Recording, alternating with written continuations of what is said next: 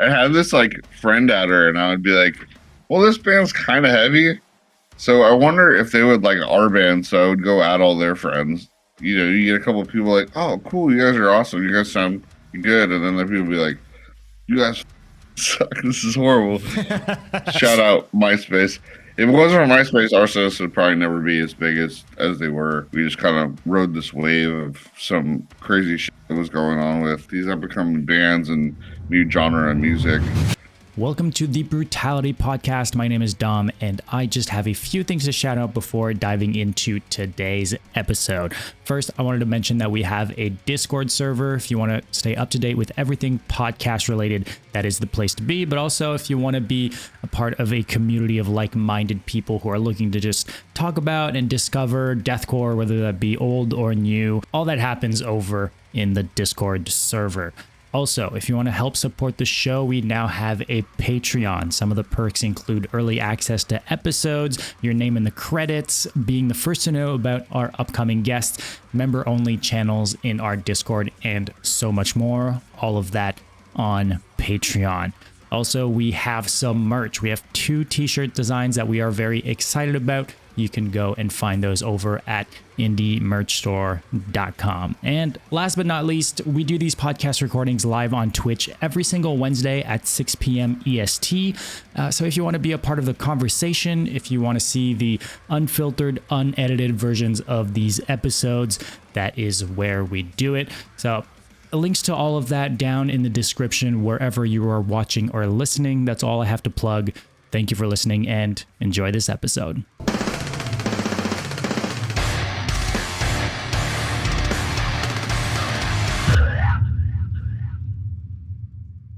Arthur, my man, how are we doing? Welcome to the show, man. How's it going? What's up? It's going great, man. How the hell are you guys? We're doing well. I mean, we're super excited. I mean, we are MySpace deathcore nerds, right? So, and our community, I think it's fair to say most of our community is as well. So, having you here and being able to go back in time, truly an honor. Seriously. Yeah, dude. So really happy you guys invited me to do it. It's kind of my first time doing one of these things, so yeah, I'm just stoked. I appreciate it. It's gonna be fun. Oh yeah, man. Yeah, it's one of those things, I guess, for the band specifically, interviews and stuff. I assume there's already like 2 quote unquote like vocalists in the band at the same time. There's like, I think most of the people in the band were always pretty extroverted too, and just like willing, I guess, to do interviews and stuff, as opposed to you, I assume. Yeah, it kind of was just send them to do it. Be like, you know what, you guys go have fun with it. And there's just so many personalities that have, in both bands, and I think that they're way funnier, and just like, I don't know, everyone has their own personalities, and just like they're awesome and freaking say the funniest shit. So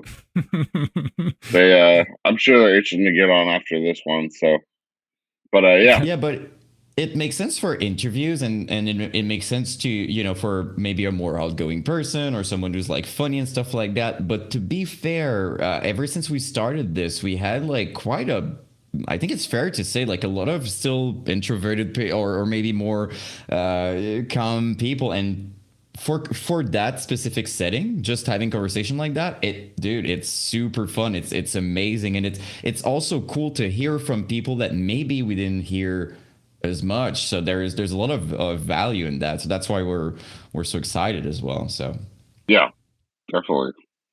Yeah, man. And then there's like the other side of it too. I think a lot of kind of interviews, if we talk like back in the day, were kind of more like, okay, we're interviewing someone besides the trailer on the side of the venue for 5 minutes. Maybe we got the whole band here type of thing. Like, it was rarely like an in-depth long conversation, or like at the most in-depth you would get would be like an email conversation with someone, like interviews were just such a different thing back in the day. Right. So I think a lot of people we talk to, it's like, oh, I've never done a podcast before, or like this long form interview. Like, well, yeah, shit. Because it didn't exist like 10 years ago. It was like a new thing, right? So for sure.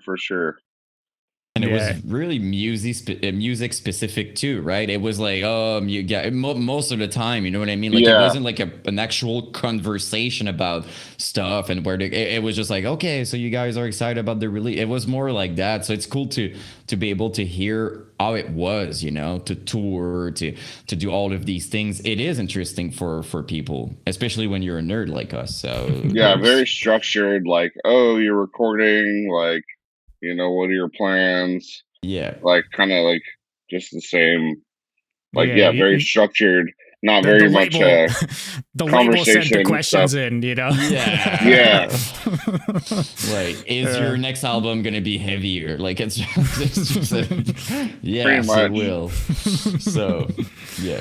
Yeah, I'd actually want to, I'd be curious to pick your brain on this. I'd be curious to hear from you about what your relationship with, I guess, the word deathcore is specifically, because I think specifically for Arsonists Get All the Girls, it was so early on where deathcore wasn't even really a thing that was being thrown out there. And for a while was even like people didn't want to be called deathcore unless they were like really, really about it. Like, you know, like it'd be hard for Suicide Silence back then to be like, no, we don't call us deathcore, right? But I think for a band like you guys, it maybe would have been easier to be like, no, we don't want to associate with this. We actually aren't a part of this group because our music is so different than everyone else. Was that kind of like something back in the day for you guys, or did you guys kind of embrace that term?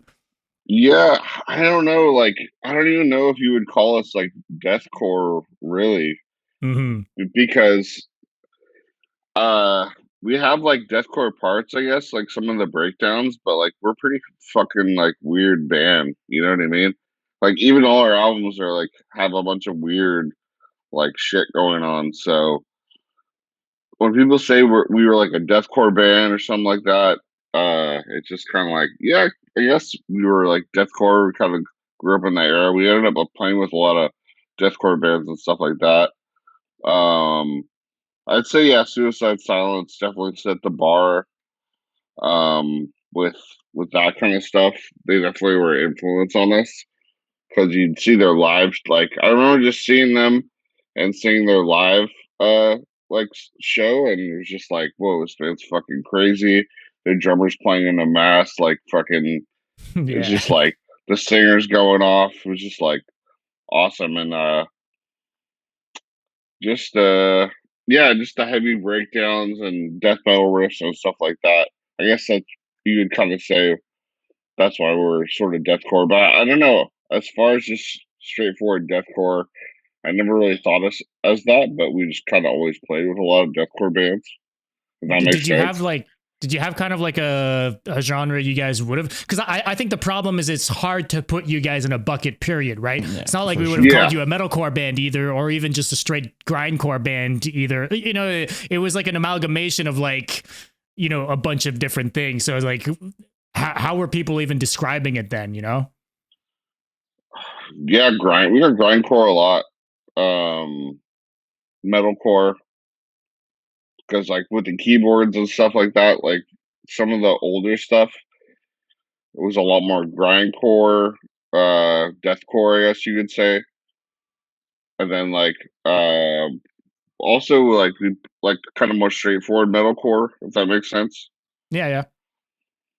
Yeah, And kind then of we the, kind the of older the older style of metalcore. then I say like moved to more like kind of like progressive, like because we wanted to like we wanted to sound like and kind of be like BT Bam, but it's Yeah, like sure. I don't know. They're a huge influence on us. So Yeah. like we were trying to be more progressive and more technical, but still keep some of those elements. But yeah, definitely more grindcore metalcore, I Yeah, would because say. you guys kind of fit in with like the heavy low lows, the See You Next Tuesday, like all Yeah. those kind of bands. But I guess like a band like See You Next Tuesday, you know, I could have seen them being like, no, we're not deathcore. Like, don't call us deathcore, you know, because there was less of a link to like the breakdowns and that sort of stuff, and they were really more pushed into math, you know, mathcore esque, Hmm. Misery Index, whatever, like I heard grindcore that too. side of I heard thing, you that know, too. yeah. Yeah, Yeah, it's because back then, and I think you bring up a good point. There was a lot of it was by association. Just the fact that you played with a lot of deathcore band. I mean, like the Black Dahlia Murder was presented as a deathcore band for a lot of people because they would be touring with so many deathcore bands, right? But yeah, it's more of a death metal. It's not really deathcore. So, and metalcore was so close that I could have seen you guys playing with a early Parkway Drive or even Mergus Burns. It would have made sense on the flyer. yeah, But now it's so different, right? Like things kind of changed on that. So back then it didn't matter. You could see Immure, which is not that much deathcore, but they would be playing with freaking Oceano. So I think you guys are part of absolutely. just, like you guys were that kind of band where it's just like, Kind of fit anywhere. Yeah. yeah, exactly. So Yeah, that's how I see it. definitely a fan of the mixed bills. That was I feel like that was really a lot more accepted back then. Um, and then it kind of like split off, and then people didn't want to be associated with like, there was just like more strictly like hardcore tours, and then there was just straight like metalcore, like kind of scene tours, and then there was just like heavier bands. But then like back in the early days, you could tour with like, you know, I don't know, like you were saying, Mirror and all those bands. So I think people were not thinking about that stuff that much. I don't know how to explain, but like it feels like now it's so important that this band is this is it. Back then it was just like, oh, Emure is playing. Like it was just like, yeah, oh, Emure in a show, and like, it was more of just like one, oh, it's heavy, it's cool, yeah, more absolutely. It than wasn't that. about So genres, which was why it was so fun. And I think that's why our band stuck out, because we would be so different at all the shows. And it was like, all right, they're either gonna love us or they're gonna hate it. So I think we were kind of a fun mix, and we Yeah. just had fun on stage, and just brought a different kind of energy to the shows. And I think that's why people embraced, like from playing with different in different styles of music. Yeah. We, In we different were in different tours we did. it's kind of it always happens this way. We were literally just having a conversation about the kind of the importance of people going crazy on stage, which is kind of something that's a lost art form, if anything. But you guys were kind of known for going all the way out on stage and being like super crazy, right? Yeah, we definitely tried to. I mean, Norma Jean was a huge influence, because those guys just went nuts. And I'm stoked we got to tour with them. And then, dude, the Chariot was insane. Like that band is Notoriously really, crazy on stage, yeah. yeah. yeah. It's like shit. Well, and And then off stage too, if yeah, yeah. anything. And then like Horse the Band, obviously. Well, I'm sure we'll Mm, talk about influences because we can just mhm. dive into that for probably an hour or so. But Horse the Band, like Yeah, we did yeah. that tour with those guys, and it was just like shit. We really got to like step our game up here. So yeah, we try to put on like trying to put on a show and stuff like that. It's just really important. It took a while for you guys to tour with Horse the Band, though, right? Because from what I understand, Horse the Band was kind of like the reason for you guys existing in the first place, like kind of heavily influenced by Horse the Band. Absolutely, Yeah, can yeah. you talk about that a little bit? Like, I guess the influence there. We can dive right into influences. I'm actually curious, like as much for yourself as the band when you guys kind of started out. Yeah, Horse the Band was probably the reason the band started, because our buddy Pat, who passed away Rest in unfortunately, peace. who we started the band with, he's like, dude, this band, you got to hear them. They have like keyboards and fucking like the Nintendo Core, Yeah, I yeah. think they kind of called it. It was just like showed me this band, and I was just like, what the fuck is this? This is fucking crazy. Like, yeah, I'm down. I'm for it. Because at the time I was playing in this metalcore band, and I was like, yeah, I don't know if I really have time, but he just keep bugging me about it, and then I was just like, all right, let's we'll jam and stuff like that. So Horse the Van showed me them, wanted to do some stuff like that, so we just started like dabbling in keyboards and yeah, kind of just blossomed into that, and then we just started writing some crazy shit. How'd you guys find someone who played the keyboard ultimately?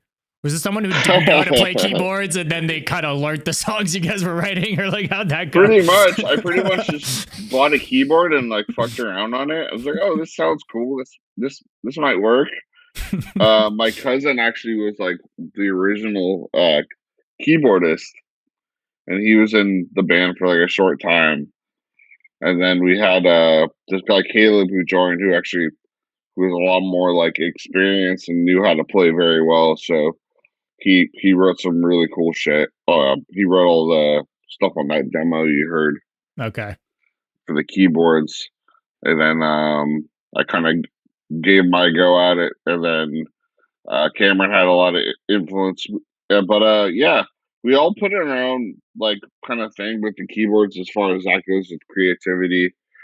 But just trying to figure out stuff that sounded cool and weird and different. We were all about it. And That's with the kind of trying to mix it in with the breakdowns and stuff. yeah.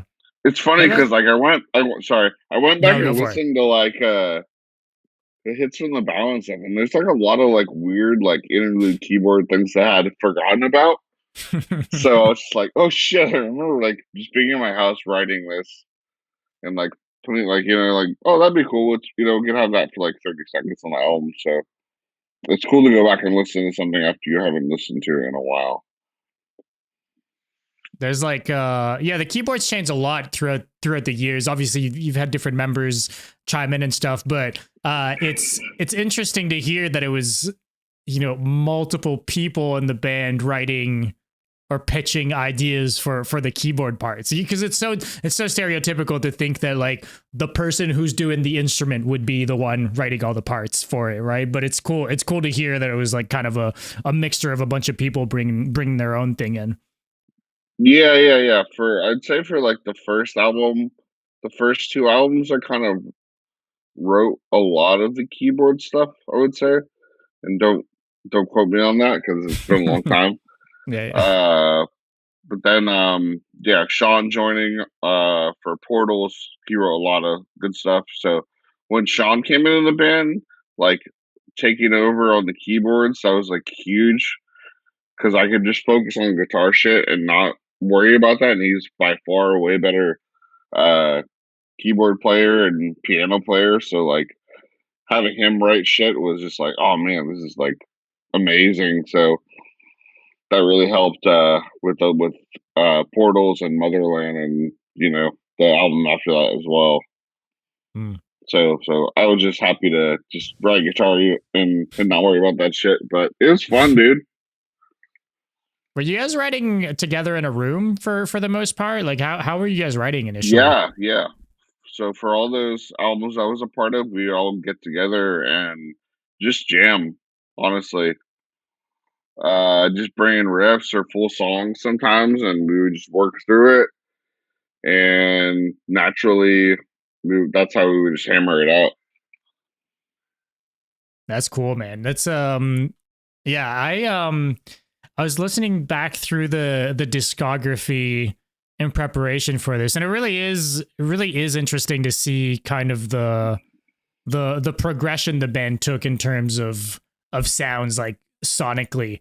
Because you kind of alluded to it earlier too. Like I feel like Portals, there was kind of this shift from that point on, and you were mentioning Between the Buried and Me and stuff, but there was kind of I guess kind of like a bit of a more serious approach, but still being goofy and stuff, right? But there was like it was like you said, it was more like technical riffing, almost like death metal riffs coming in all of a sudden that weren't really present before, still with the weird like southern rock riffs coming in here and there, and breakdowns and the funky synths and stuff, but it had a more kind of a more serious tone to it.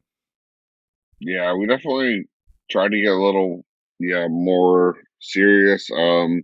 Maybe with a change, like bringing in different vocalists too.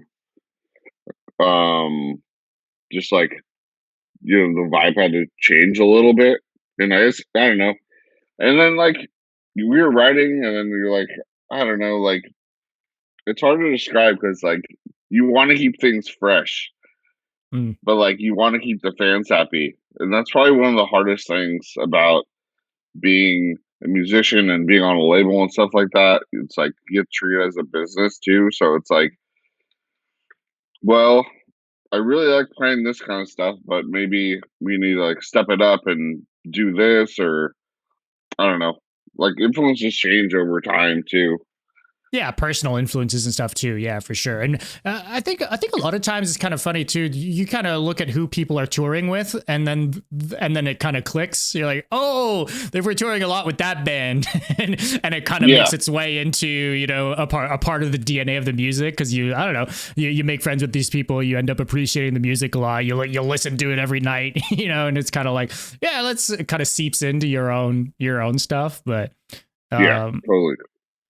I'd be curious to kind of maybe touch on some of the early stuff because like you guys put out hits and kind of you guys got picked up by Century like relatively quick in your guys's tenure as a band, and then like put out the album again. Like how was that whole process to getting to Century? Because I guess they were taking chances on a few different bands in the Yeah, deathcore-esque like scene kind of all at once. But how'd that even come about for you guys? yeah, it was pretty crazy. So we put out the demo, got a lot of good feedback from that, and just like did a lot of grindy touring shit that was just like probably unnecessary. We literally would just try to play every show we could, like Mm. anywhere. We would play these fucking random little spots in California. We would do weekend shit, and then we did a lot of DIY touring before even that, I would say. Um, and then so we decided to put out the full length with our buddies on a little label they started called Process Records, and that was like gonna be their first release. And from there, we just like kept playing, and then they had reached out to us about you know, they wanted to come check us out, and I think like Pat had been talking to them. I think we were talking to them and maybe like Sumerian or something like that, and maybe a few other labels. And we're like, oh, Century, that'd be really cool. And I think Suicide Silence just got picked up from them, so we were like, Sure, yeah. damn, they're like fucking amazing. I think we do uh well on a label like that. Like I don't know. And Century Media, it's like a legendary label. Like why wouldn't, Yeah. anyone want to be a part of that? So yeah, I think we went out and played for them, and as their A&R was this guy Steve Joe. Yes, sir. Um That's the goat, yeah, man. dude, shout out Steve Joe. hmm Thank you for giving a chance on us. That dude's awesome. He But still does yeah. that shit, man. It's Oh fucking yeah, so yeah. cool to see, man. He's super tapped into the whole deathcore revival thing, and like, Yep, yeah, yep. it's cool to see, man. So yeah, shout out him for giving us a shot. I think yeah. So yeah, I think it just kind of was natural from there. We signed the deal, and then yeah, we gave him a life. I think like a year later or something. Yeah, yeah, yeah. Just a quick second to talk about the sponsor of today's episode, Indie Merch Store. A highly anticipated new album from Lorna Shore is available for pre-order now via Century Media Records. Secure your copy on colored vinyl, CD, as well as long sleeves, along with other designs from the band today. The first incredible single, Oblivion, is streaming everywhere, so be sure to check it out. They're also going out on tour with the Black Dahlia Murder, Shadow of Intent, and Peeling Flesh for one of the biggest tours this fall. Tickets are on sale now, and you can snag merch from all of the bands on this tour, including pre-orders to the upcoming Shadow of Intent album and new vinyl pressings from Peeling Flesh. As always, you can use code BRUTALITY at checkout for 10% off your entire order. This applies to stuff that's on pre-order as well as stuff that's on sale. So 10% off your entire order by using code BRUTALITY at indiemerchstore.com at the checkout. So big thank you to Indie Merch Store for sponsoring this episode. The Brutality Podcast is currently sponsoring not one, but 2 tours right now. The first of which is the Self-Help Others Harm Tour featuring Thus Spoke Zarathustra. It's their album release tour, and they're doing a full US and bringing along a bunch of awesome revival bands. So we've got In Which Divides Us, Lilith's Demise, Slamwich, Mauled, Surfaced, Brain Injury Unit, Houses We Die In, and Delilah. They're all doing regional support slots. So if you hit the link in the description, there will be all the info about who is playing where, ticket links, and all of that. The second tour is the Bring Back the Brutal Tour 2025, featuring our homies in Peacemaker and I Saw God. They're doing a mostly south of the US tour, going coast to coast. So they've got dates in California, Texas, Arizona, Nevada, Arkansas, Alabama, Georgia, Louisiana, and of course, Florida. Same thing here. There's a link in the description for all the tour dates and all of the details. Just to kind of linger on Sumerian for a second, and that kind of doesn't surprise me actually, because you guys actually did like a few tours kind of back to back with a bunch of different Sumerian bands, or bands that I guess maybe afterwards became Sumerian bands. Like you guys toured with Veil of Maya. Is Thrash and Burn a Sumerian tour? Because they had like After the Burial on there too. So like I feel like after Sumerian kind of does this a lot. Well, they'll kind of trial bands on tour and see how they do on tour, and kind of before kind of signing them and stuff. I assume maybe that was kind of a part of that process, maybe. Yeah, Sumerian and Outer Loop, which is our management company at the time, they were like really tight knit. So we'd always be touring with Sumerian bands. I think at the time, maybe they only had Born of Osiris or something. So it was very early on Sumerian, like really, really early on. Yeah, it was like 2000, 2007 looking back type on it, stuff. Maybe we should have went towards that route, but I don't make sense, right? Like it still would have made sense for you guys to be. You're talking about Sumerian. I'm like, yeah, it would. With your style of music and Portals would have been like a great Sumerian record. Like I feel with the kind of more death metal technical kind of side to it, like I think that would have been a great home for it. But it's all hindsight, and it's all kind of like Yeah, at the time, like we're all kids, we're not really thinking about it, but it's an honor, like to be part of that Century Media alum. There's like insane. I think like Goo Goo, or not. Sorry, was I say Goo Goo Dolls, or is that maybe there is a different? They're on a different label, but just that roster. They've had a crazy. It's a legacy label, at this point. Yeah. Like they've been around for so long and have had so many bands that went on to be the biggest fucking bands in the world and shit. So it's like you mentioned Suicide Silence, especially at that time, right? Like that was like a crazy thing, right? And like I was mentioning too, they were taking a chance on some of these because most labels didn't even want to touch anything deathcore. So like. Suicide Silence and like Job for a Cowboy and Whitechapel, the 3 labels kind of took one band each, the biggest that were there at the time, and that was kind of it. And mostly even those labels weren't taking that many chances on smaller bands in that genre at that point. Especially a band like us, we're really fucking weird and like I don't know, you know what I mean? Like that's that's probably pretty bold of them to even like sign a band like us, because who knows like what the hell. You know what I mean? Bunch of young kids and just like writing this weird stuff that's like, who knows? Like, if anyone's gonna like any of this shit. But I think Despised Icon was on the label too, and we were super hyped for them. Yeah. That was one of my favorite bands, huge influence. And I'm gonna I'm gonna fangirl out right here.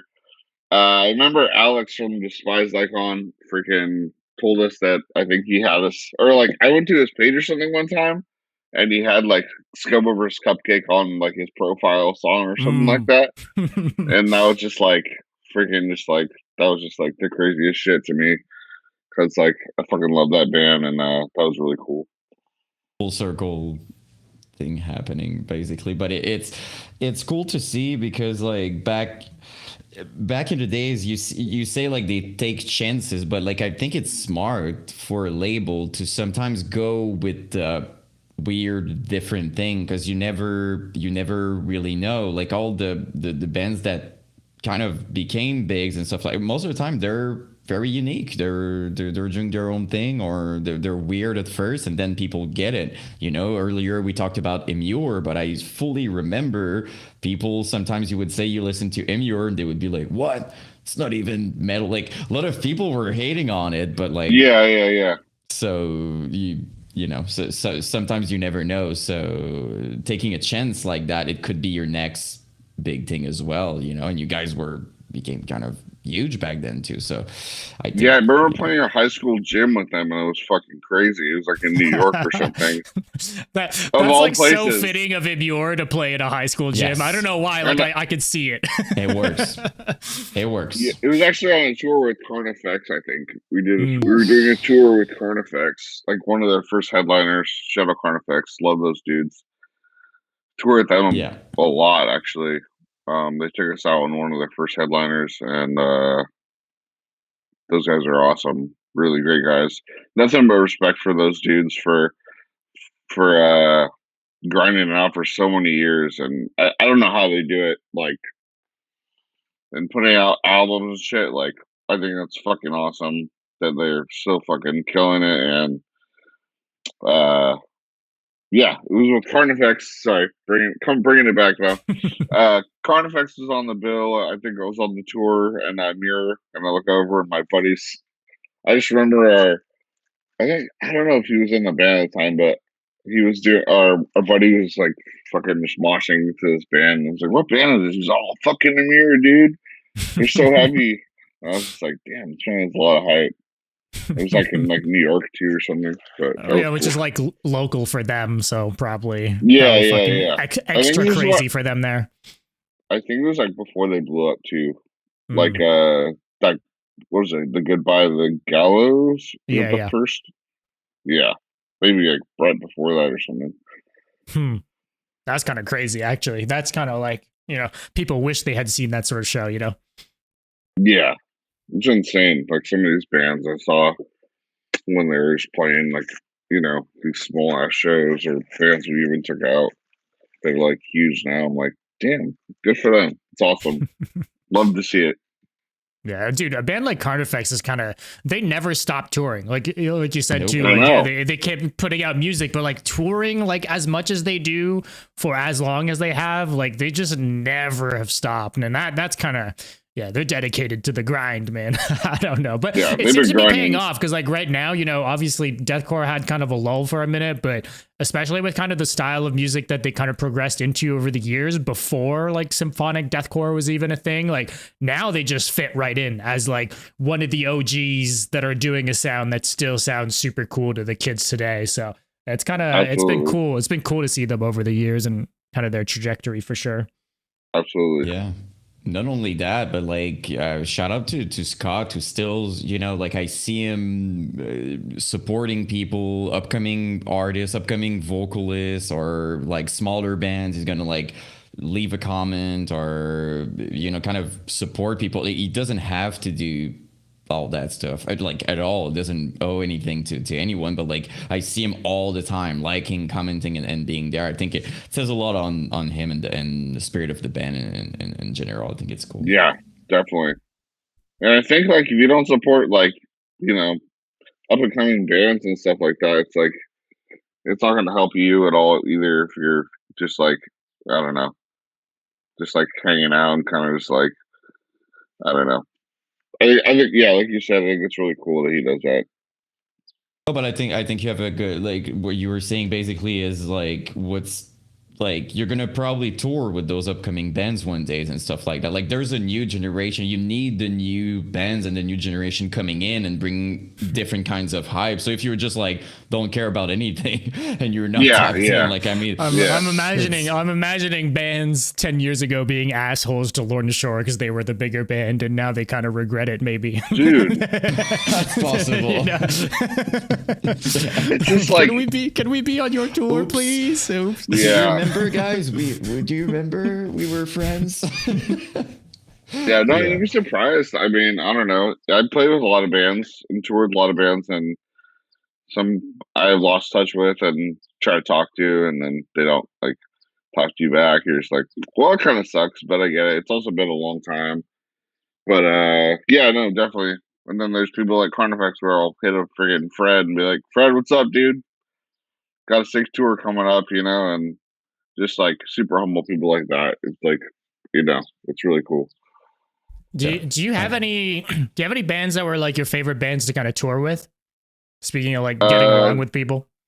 Tony Danza, Tap Dance. Okay. You guys toured a shit ton with those guys. Makes sense though to me. Like both bands. Love together. Danza, all those dudes, all the generations. Best guys. So happy they're gonna be playing that Furnace Fest. I'm stoked for them and for them to do a little comeback. I'm hoping it's more than that, man. They can't just give us a show, man. Come on, guys. I know. People need to go crazy enough for them to be like. I think they will. They're one of those bands that they get the kids going. And you know what? Like a lot of people compare them to us, and I don't think we sound too similar. We both kind of have like some weird parts, but they're way more technical and they're fucking heavy. And I think just like they try to I don't know, we're kind of different bands, but we also are, maybe just because their name and our name are kind of weird names. That's why. But, I think just weird music. I think if you're a fan of one of the two bands, probably because you enjoy weird music, and chances are you'd probably enjoy the other one, right? I think there's maybe something to be said there, right? Even if it's not like stylistically like super similar, there's like something. It takes an open-minded person maybe to enjoy one or the other. So it's not classic metal, It's not like like there's no rules with you guys are for sure, right? It's just you never know, and I think it's cool, so it makes sense. Yeah, with Tony Danza for sure is up there. No, go for it. Sorry, I even forgot. I was so stoked on Tony Danza coming back. I forgot what the question was. We were just asking about like bands you got along with, that you were touring with. People, bands you got along with, or dude, these bands are probably gonna be like, dude, what the hell? Like, I thought we were homies. I thought we were tight. Moria for sure. Oh, okay. We'll get into that. Yeah. Knights of the Abyss, Elysia, freaking who else? I would say. Okay. Tour. Like, we've done a lot of tours, so it's like, yeah. Who else do we tour with? I would consider Impending Doom. Impending Doom. Those guys are awesome. It was good seeing those guys. We hadn't seen those guys in a long time. Playing that show, the All Shall Perish show. That was freaking amazing show. Stoked they're coming back. They're fucking crushing it. Okay, we gotta hone in on Elysia real quick. Elysia, I don't know, whatever. Talk to me about their live show. And I like back then when you guys were kind of doing, was it crazy? Were people going like all out crazy as we kind of expect it to be, or was it like beginnings of them and maybe not so much? To be honest, I didn't know what to expect, and then I played the first show with them, and I was like, okay, this band has something special. Like, people fucking really love this band.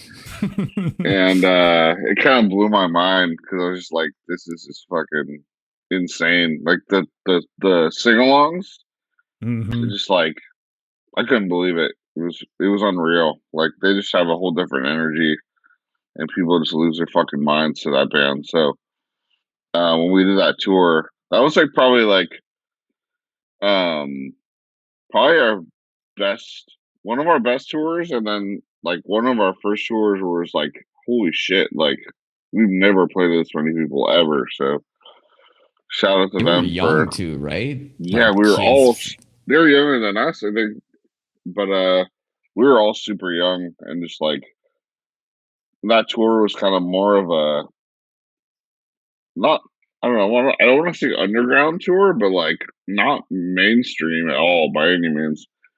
And we were doing like there's a lot of sold out shows on that tour. Mm. That's cool. And that was with Knights of the Abyss too, right? Yeah, with Blood Comes Cleansing was on it as well. I think we like switched halfway through. Mm. So I'm curious the relationship with Knights of the Abyss too, because you guys did a few things with them, but you guys have, you know, obviously this kind of ties into Moria too. Like there's like a kind of trifecta of of Arsonists get all the girls, Moria and Knights of the Abyss going on. So how do you guys initially link up with Knights of the Abyss? Because they're not from Santa Cruz or even Yeah, California for they're that from matter. Arizona. I think we had played with them a couple times, and we are just like, yeah, it'd be cool to do like a tour or something. And then I think we got asked to do that tour with them, and then we hit it off instantly. Like, fucking love those dudes. They're all really, really cool guys. And the best thing about that tour is everyone really got along and just had fun. So it just made it so much better. But yeah, that's pretty much it.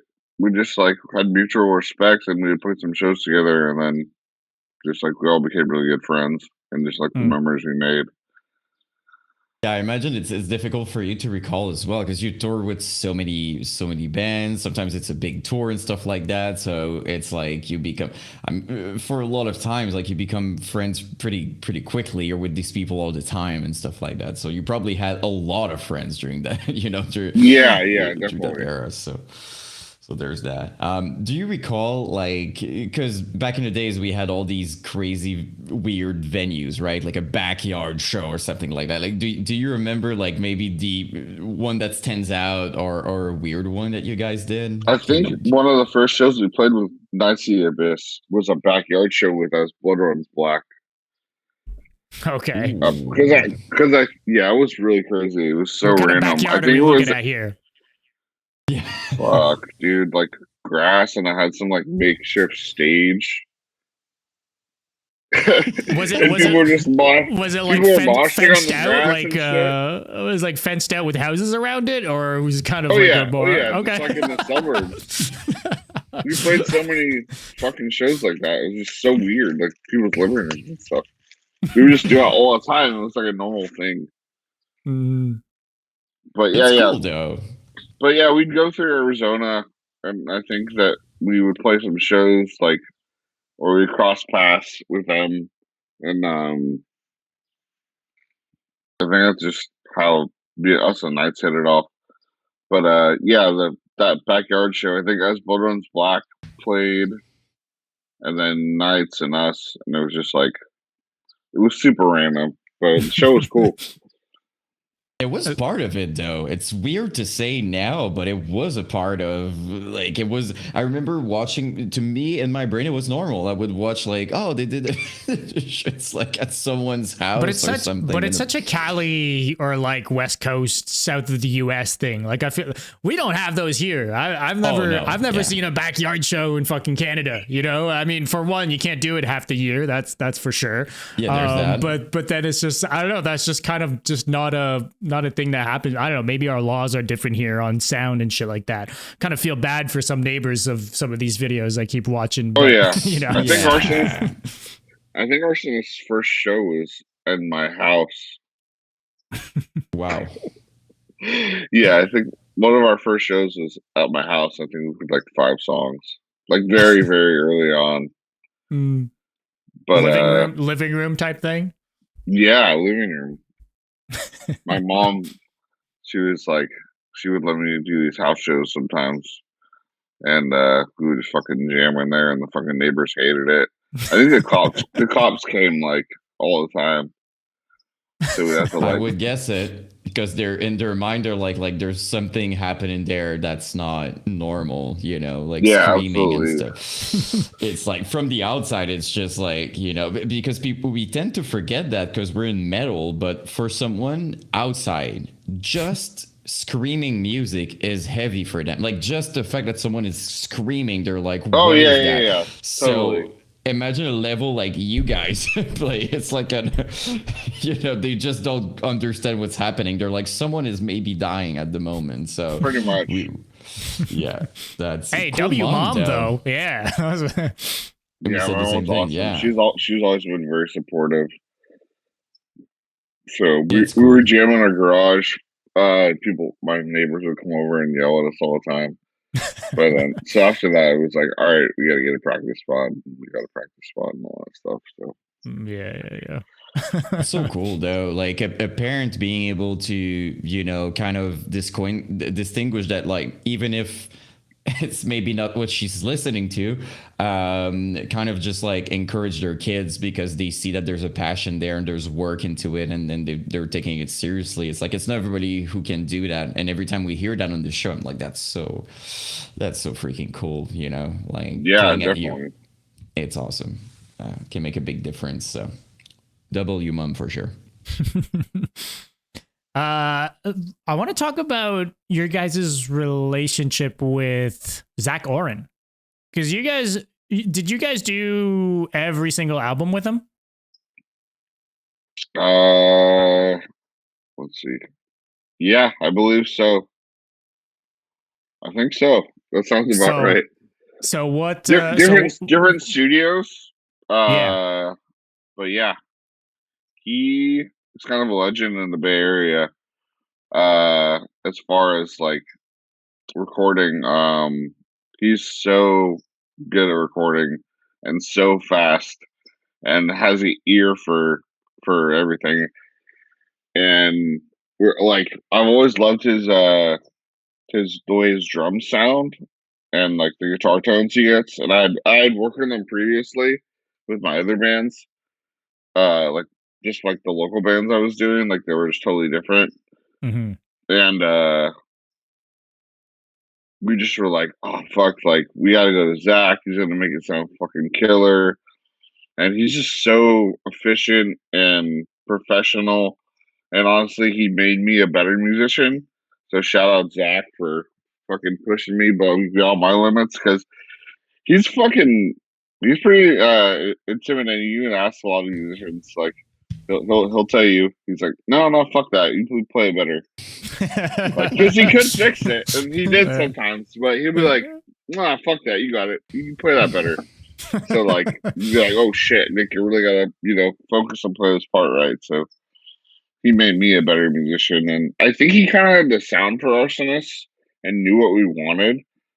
So I think that's why we always went back to him, and we were comfortable with that, and he was really close, so that he kind of checked all our boxes. Right. There was no, because I think a lot of bands kind of end up just for the sake of trying something new, right? Or trying to see where, maybe we could evolve the sound into something else. Maybe you're looking for a Yeah, different sound than what you'd previously had, or any of these things, right? But it's cool. It's cool to see, because we rarely see, a band kind of just stick to their guy and keep going to the same guy throughout their entire career. It's cool to find the right guy on album one. There's that, right? I guess maybe that's what some people go through, right? Where they want to try something. I don't know. Some people will be like, oh, we have more of a budget. Let's go to a bigger studio or a bigger, a bigger producer or something like that. But it's cool to hear that, he checked the boxes enough to be like, nah, we don't even got to consider anything else. Like, Zach's got this on lock. yeah, pretty much. We were always just like, oh, Zach's the man. I was always support Zach and his recordings. Some of my favorite recordings still to this day. The Animosity recordings, also Parish recording, but he just puts out really high quality work, and really, really knows his shit, and he's fucking super cool dude. So shout out Zachariah Ultimate for being the man. And it's difficult to find in terms of producer because what you describe sounds logical, but it's not every producer who's halfway between pushing you guys, but also understanding that you need to keep the identity of the band. So sometimes they go to a very good producer, amazing producer, but then it sounds like another complete different band. So you're like, well, yeah, the music, you push them in another direction, but then it's not the product that people are expected. So it's kind of it's probably difficult for them to be halfway. Like I'm pushing them, I know what they can do, and it's gonna be still they're gonna have their identity and their signature sound. So when you find that, it's like yeah, definitely owe him a lot of credit for these albums because I think if we did it with someone else, they would have came out a lot different or more not cookie cutter, but more straightforward, if that makes sense. He definitely allowed us to like have our creativity, and I think that was like really important for us. So because we didn't want to have like a producer here, like oh, you're gonna have this guy produce your album. Like I just think that's kind of weird. I don't know. Do you guys know what I'm talking about? Like I feel like now, like oh, we're working with this producer. It's like what the fuck, like. I don't know. Yeah, no, I get it. I completely. It's weird too because it's we're on a big it's a big label. So like, shout out Century for letting us do our creative thing too. So that's really cool. Yeah, because I think a lot of labels like that's what people don't know sometimes. But I'm pretty sure behind the scenes there were a lot of bands who maybe wanted to go back to their producer or someone, and maybe in some cases a label would be like, well, I think you guys. Sumerian wouldn't have had you guys keep going. No, they would have hated us 1,000%. Probably not.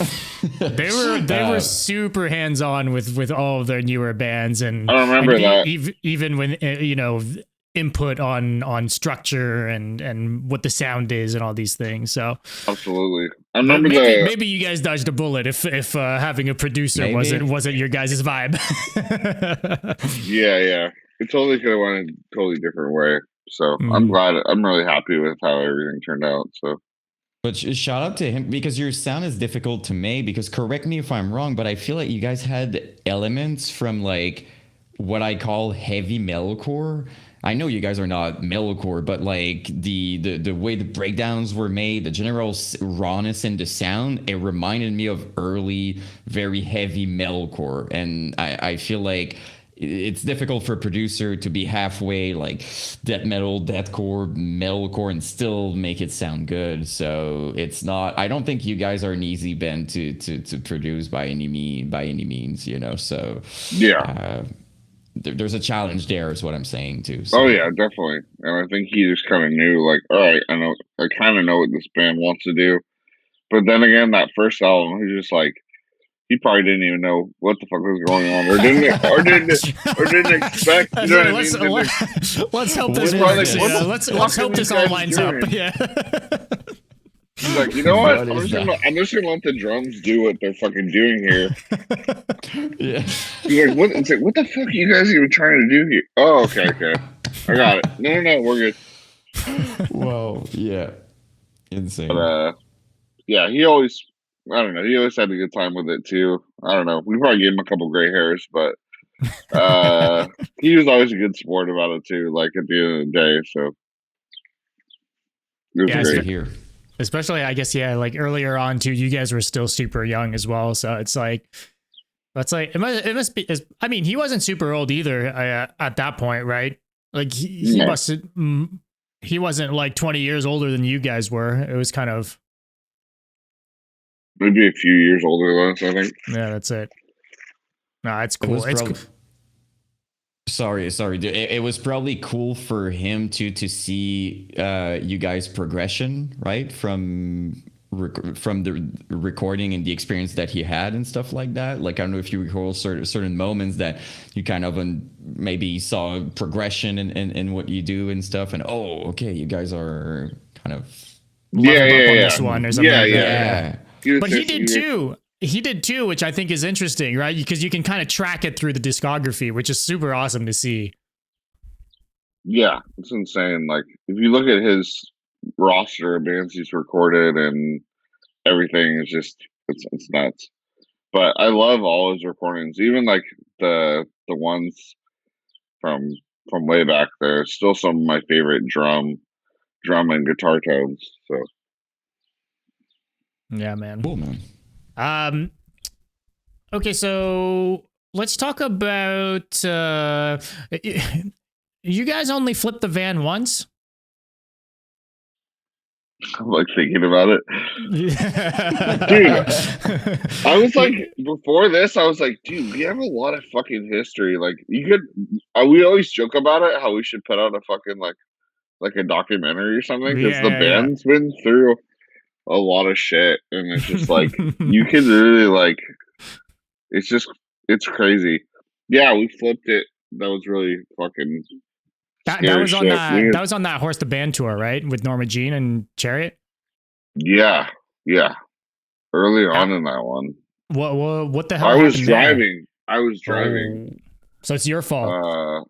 Yeah, it was, dude, shitty dude. That was an inside joke. You always have shittiest dude. God, that guy's horrible. Hate that guy. You always be like That's that. why you're here, by the way. It's just Yeah, to yeah. answer to that. I That's know. They're like, all right, we just want to pick the shittiest dude for the podcast to pick this guy. But no, we always joke like, God, hate you. Hey, hate you, buddy. You know, fuck around like that. Be like, I really don't like you, man. So we always just say shit like that. But yeah, I was driving. I think it was like Idaho or something. And I remember just like weather wasn't even that bad. And I think it was like really early in the morning.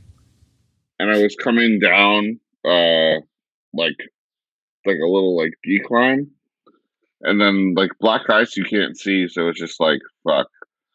All of a sudden I just remember the fucking trailer like just like fucking going back and forth. I'm like, oh shit, like we're gonna fucking crash here. So I'm like trying to correct it and just like not trying to like hit the brakes and stuff like that. But we ended up fishtailing. We spun to 180, hit like a rock, so our van flipped. Oh no. The trailer, thank God, detached. So the trailer's just sitting. The trailer's just sitting up there. The trailer's totally fine, but our van's just in the fucking ditch, like on its side. And I remember being like sideways like this. I'm like, "You guys okay? Like everyone good?" I'm like, "Fuck, I killed somebody." I'm like freaking out. Yeah, it was really fucking scary. And thank God everyone's okay, because like I couldn't have lived with myself if anything happened. But I was actually wasn't even going that. I wasn't going that fast at all. And it wasn't steep. It wasn't steep. You just lose control. I don't know if you guys. I mean, look, we live in Canada, so we know all about black ice. Yes, very scary.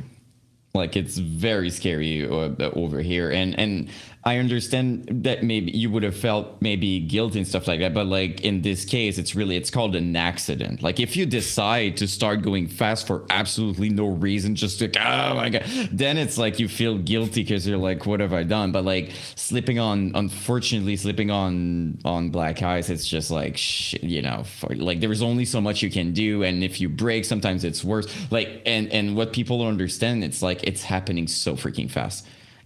All the little things you're going to do are going to change everything, and you have like not even a second. So it's fast and slow, right? That's the weird thing. It's happening fast, and then you have 1,000 thoughts. I don't know if it happens like that for you, but you have time to be like, oh my God, we're crashing. Oh my God, I need to. It's like there's thoughts, but it's happening. It's so weird. Was that like that for you at the same time? Yeah, I think I just remember yelling like, "Oh shit" or something, and just fucking like, I don't know, like you're like thinking about it, like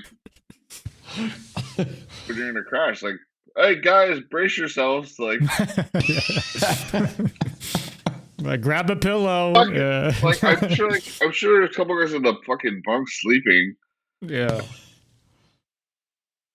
fuck, like what the fuck? Like half asleep. I'm sure they're probably more scared than I was, because at least I was awake. Yeah, yeah. Yeah. Right. Early in the morning, if you say it was, then yeah, people are definitely sleeping. What other crazy stories like that do you have then Yeah. from your time? I'm curious. You talk about being able to make a doc out of it. You got any like crazy tour stories Or show, maybe like something yeah. happened during a show, everything goes sad, like, something like that. It's hard. I don't. Uh, I'm There's trying to so think many of out what's there. appropriate too. Yeah.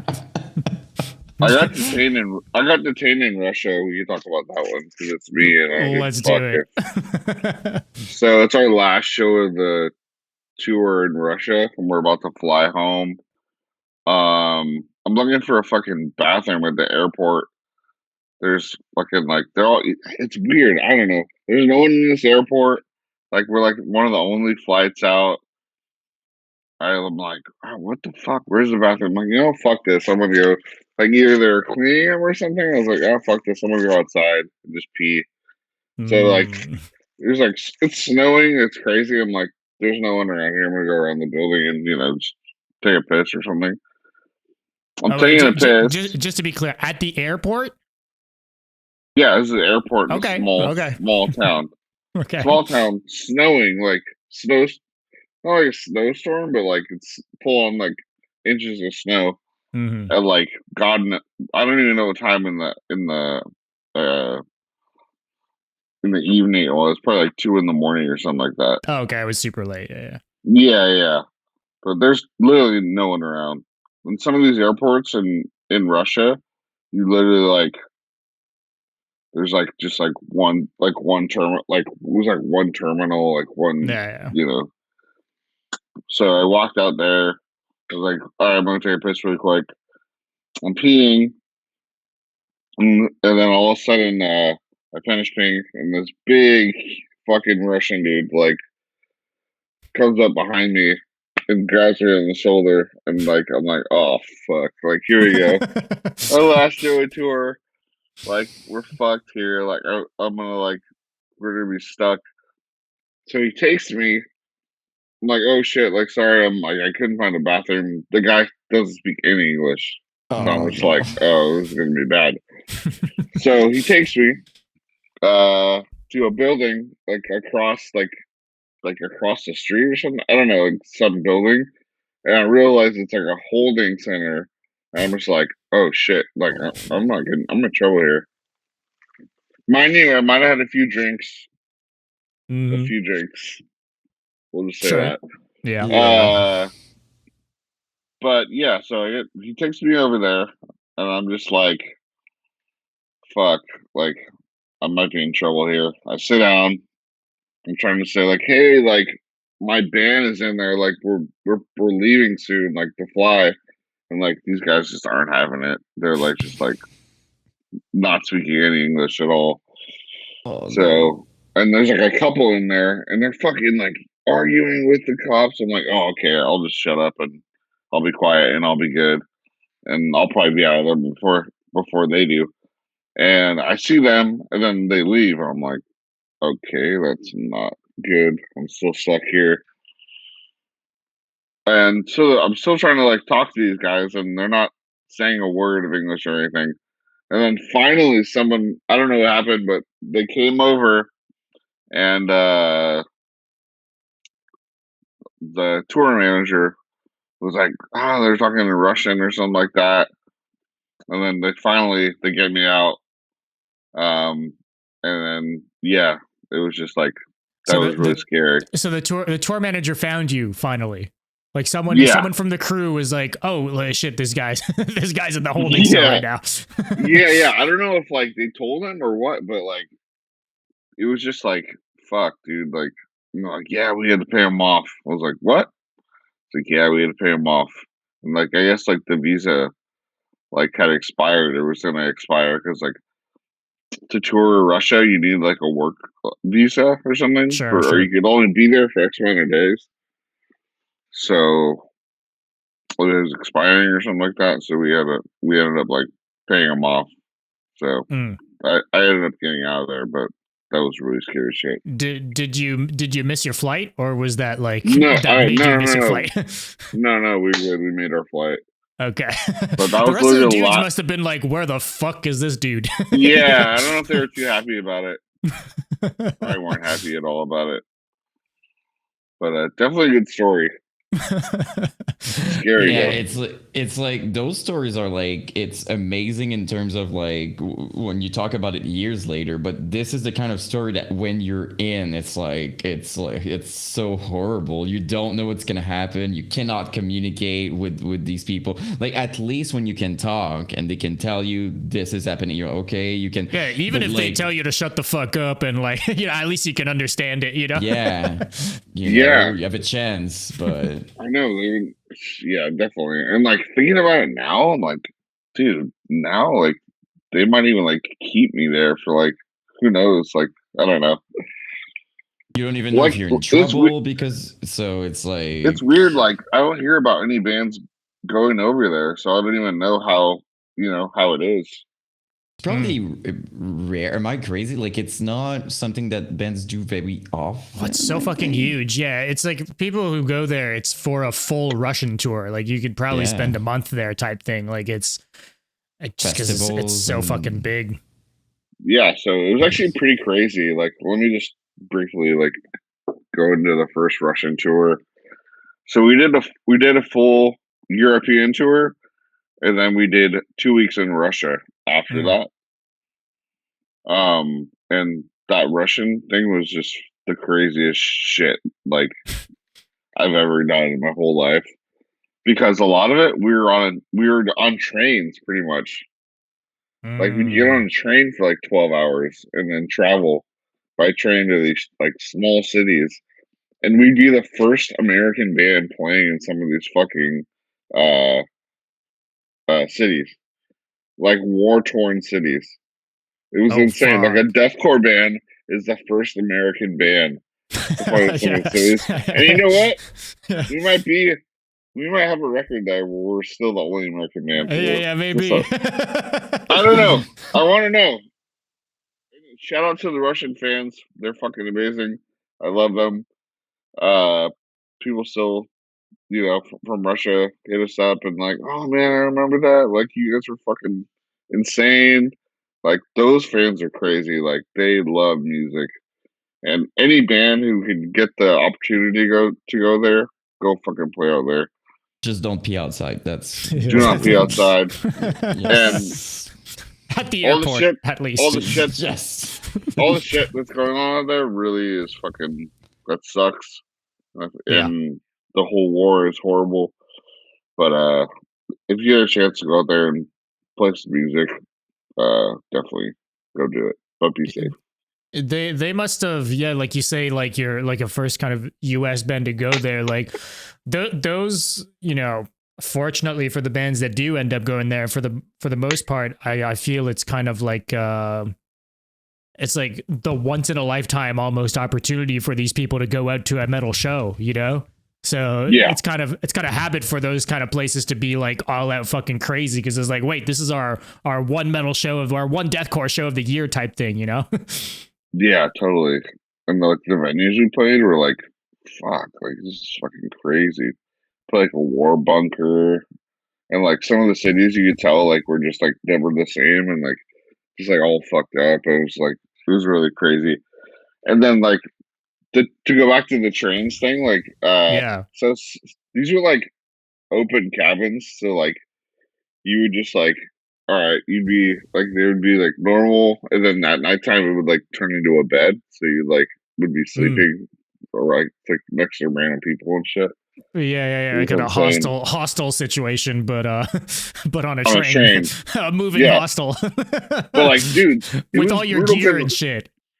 yeah, well luckily we only had I mean we were just having a backline, which hilarious, and people don't talk enough about backline, but like sometimes we'd be playing on like a fucking combo amp in some of these places, and you'd be like, "This sounds fucking horrible," but I'm playing this fucking amazing. Like we're never gonna do this again, and like I'm thousands of miles from home, and people are just stoked on the music, and it's just like you can't like take that for granted at all. Yeah. What was it this was it a lot of the same bands from that Euro tour that did the Russia as well? Like, was it just an No, it extension was of that, just or was us. it just you guys? Okay. Just us, yeah. That's fucking crazy. It was crazy. Like we played our Moscow and St. Petersburg, and then it was like we did these small like I don't know if anyone has like the dates are somewhere probably on like Lambgoat or something like that. Shout out Mm-hmm. Lambgoat. We were really popular on Lambgoat. People love to hate us on there, Mm. but we were a big I'm fan. curious. I'm curious if I can find the dates. Because dude, we were playing like freaking Siberia almost, like some of these places, Yeah, like like completely. Ekaterinburg. Like pull up. I don't know. We'll have to do it. We'll like show. You can show a map of like I can't even pronounce some of the fucking cities that we played, Yeah. but it was really crazy. That's awesome. What was the Euro tour before that? Was that like Bone Crusher or whatever? That was the Ration Burn Europe, the first Oh, one. okay. Yeah. Oh, that was Darkest Hour, Darkest Hour and all that stuff. Yeah. Beneath the Massacre is on that. Beneath the Massacre. Ooh. That band is insane and does not get any credit as far as like being technical and just like amazing dudes and musicians. That band's so underrated, I would say. But those guys are real. They're really cool because they're from your guys' area, right? Yeah. Those are Montreal? those are the homies. Yeah. Love those guys. Yeah, man. Severely underrated. Yeah, We toured really. a lot of I guess from Canada now I think about it, because we took out Iron Dissonance, another legendary band. That was one of my favorite bands that we got to take out. Iron Dissonance. Hell yeah. That was a dream. I was like, why the fuck are we playing under this band? Because they're fucking amazing. Yeah. Well, they had been kind of inactive for a few years at that point. It was kind of like they're so fucking heavy, and they're the most like awesome dudes, like so chill. They're probably like, God, this band, I don't have to listen to this band. Really. I think that tour we did, it was like we called it the most awesome shot tour ever, or something like that. Just because like there's something about a sponsor falling through, and I think Ion ditched partway through that tour because of it. I don't know. It's a whole thing. Structures was on that tour. Yeah. Those guys I love that band. Those guys are great. That was like when they were like up and coming. Yeah. Structures. Every time I hear Structure, I always have the same like one video in mind. They would for a while they would open their show saying what's up, we're Structures, and they would just throw like this like amazing weird their tempos are always like kind of weird and techy, and they would open with like this huge fucking breakdown and would wear a jersey, and every time I just from hear the EP Structure, I'm like, that's what comes to mind. Yeah, every single time I hear their name, I'm like, that's what comes back. No one is gassing up their most recent EP, and I'm fucking pissed off about it. It is so fucking good, man. Because they took the band in different directions over the years. They lost their singer, and then they got a bunch of clean singing involved and all this stuff. But they went back to their old self, like with an EP they dropped like 2 years ago. And it is fucking heavy as shit. It is so fucking good. Well, the case in point, no one talks about it. No one knows it exists. I don't know why, man. That's, I don't know. Talking about underrated bands, man. That's like that's one of them too, for sure. It's tough when secret release. Dude, it's tough when that happens to bands, and these amazing records and songs just like people don't hear them because like they don't get enough push or something. But like, yeah. I know exactly what you're talking about. Yeah, so much competition, so many new bands. Like, and so little attention span too. That's the other problem, you know. Like if you don't catch people attention within the first second, it's like, oh no, it's too long, you know. I'm not kidding, I see that all the time. It's literally a video of 20 seconds, and in the comments it's like they're complaining because they were not explaining fast enough. I'm like, it's 20 seconds, you know. But like, that's, you know, the effect of having too much content. So Was that Thrash and Burn the first time you guys were playing with War from a Harlot's Mouth? You guys did a few Oh yeah, tours with them Warhammer after Harvest that, was Moon yeah? was on that. Yeah, that was because we did a second tour. We did a second tour in Europe with them after that. Yeah, those guys were sick, and another band that kind of fit right in with your guys' kind of wacky style, being kind of all over the place in terms of influences and being super kind of mathy and technical, you know? Yeah, yeah. Those guys are awesome. Fucking love that band. Love those dudes. Uh, they have really they got the machine gun breakdown. That Yeah, one's pretty yeah. cool. The classic. Shout out Did it's on the moat. Shout out for those guys for doing that one too. That's like one of my favorite bands. They had a big influence on my writing too. That band's yeah, underrated, I would say. If no one's heard that band, Into the Moat, they're those fucking those amazing. guys are dope, but yeah, they played like that cool line between metalcore and deathcore, right? Like it was kind of a Yeah. cool well, it was super early era. That kind of like super melodic deathcore that we kind of started off with a lot of the. Yeah, those guys were dope. But they were kind of short-lived though, right? They didn't put out all that much material over the years, did they? They put out one album, or they have two albums. I think they're kind of spaced out apart though. Yeah, yeah, yeah. The Yeah, man. That Design was the first one, mm, which is like one of my favorite albums, and then they did the campaign like shortly after that. yeah, yeah. I'm curious because you talked about the machine gun breakdown. Uh, did you guys you guys had a few songs that kind of had their moments? You know, the breakdown at the end of Shoe Shine with the sweep and stuff like that, right? Like, Yeah, what can you kind of talk to in terms of songs kind of blowing up? I assume back then you would have had some songs on MySpace that would have done like fucking numbers. I could see like you were talking about Alex Arian having the Scobra, versus Cupcake song on yeah. his profile and stuff. Like, were there songs like, what were the songs like that for you guys that were like, oh shit, like this song kind of blew up? And like, did you guys kind of feel that at shows? I assume people singing Yeah, along and yeah. stuff I would like, say Shoe Shine for sure. Maybe because the video, like we got a lot of people seeing that video, and that was just like I don't know, because it was just like really fucking weird video, takes and forever to people. start. Oh yeah, yeah, Speaking of yeah. short Too attention long. spans, that shit doesn't fly today. I know. I nope. watched someone's reaction video of it, and they're like, "What the fuck is this? What's going on?" It's hilarious. But and then they're like, "Oh, I don't know if I like it," and then like halfway through, they're like headbanging, you know.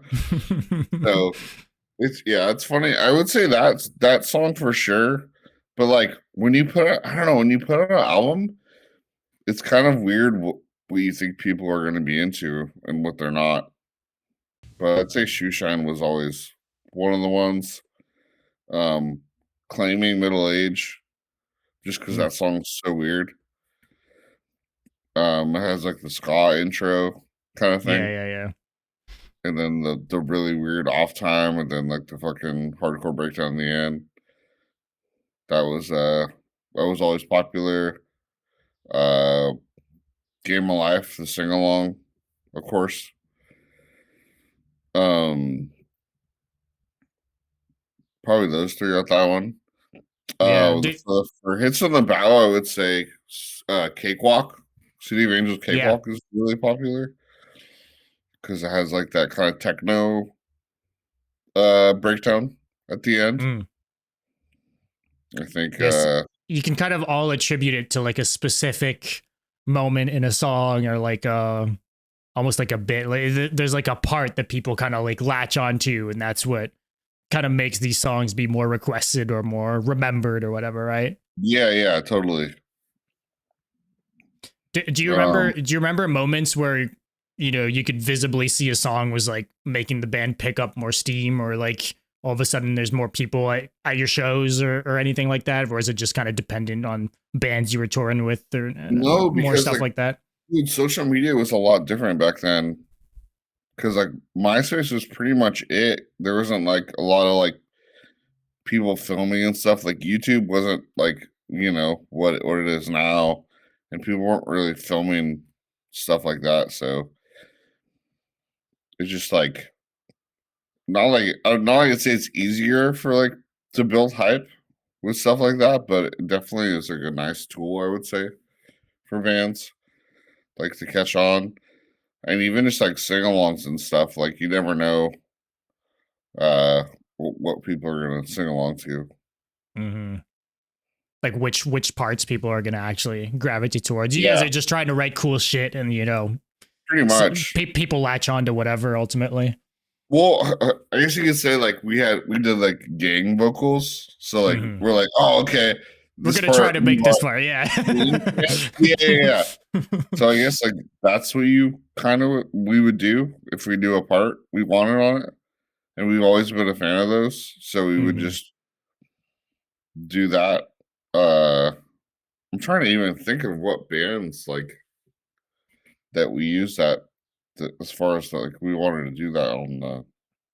Oh, I mean, it was kind of a big hardcore thing, I guess. And Yeah, and a that's lot the of thing deathcore too, like early on had like the like five band members in a room doing the gang chants on recording to Still hopefully love get. it. that's true. For And what Like it's we got to worth. bring those back for what it's worth. People yeah, don't do those anymore.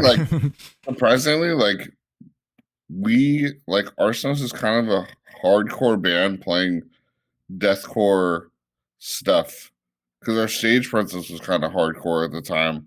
Hmm. If that means, well, like you know what I mean? Like you see us, and we're just like normal people, like playing. If that makes sense, I don't know. I'm trying to describe it.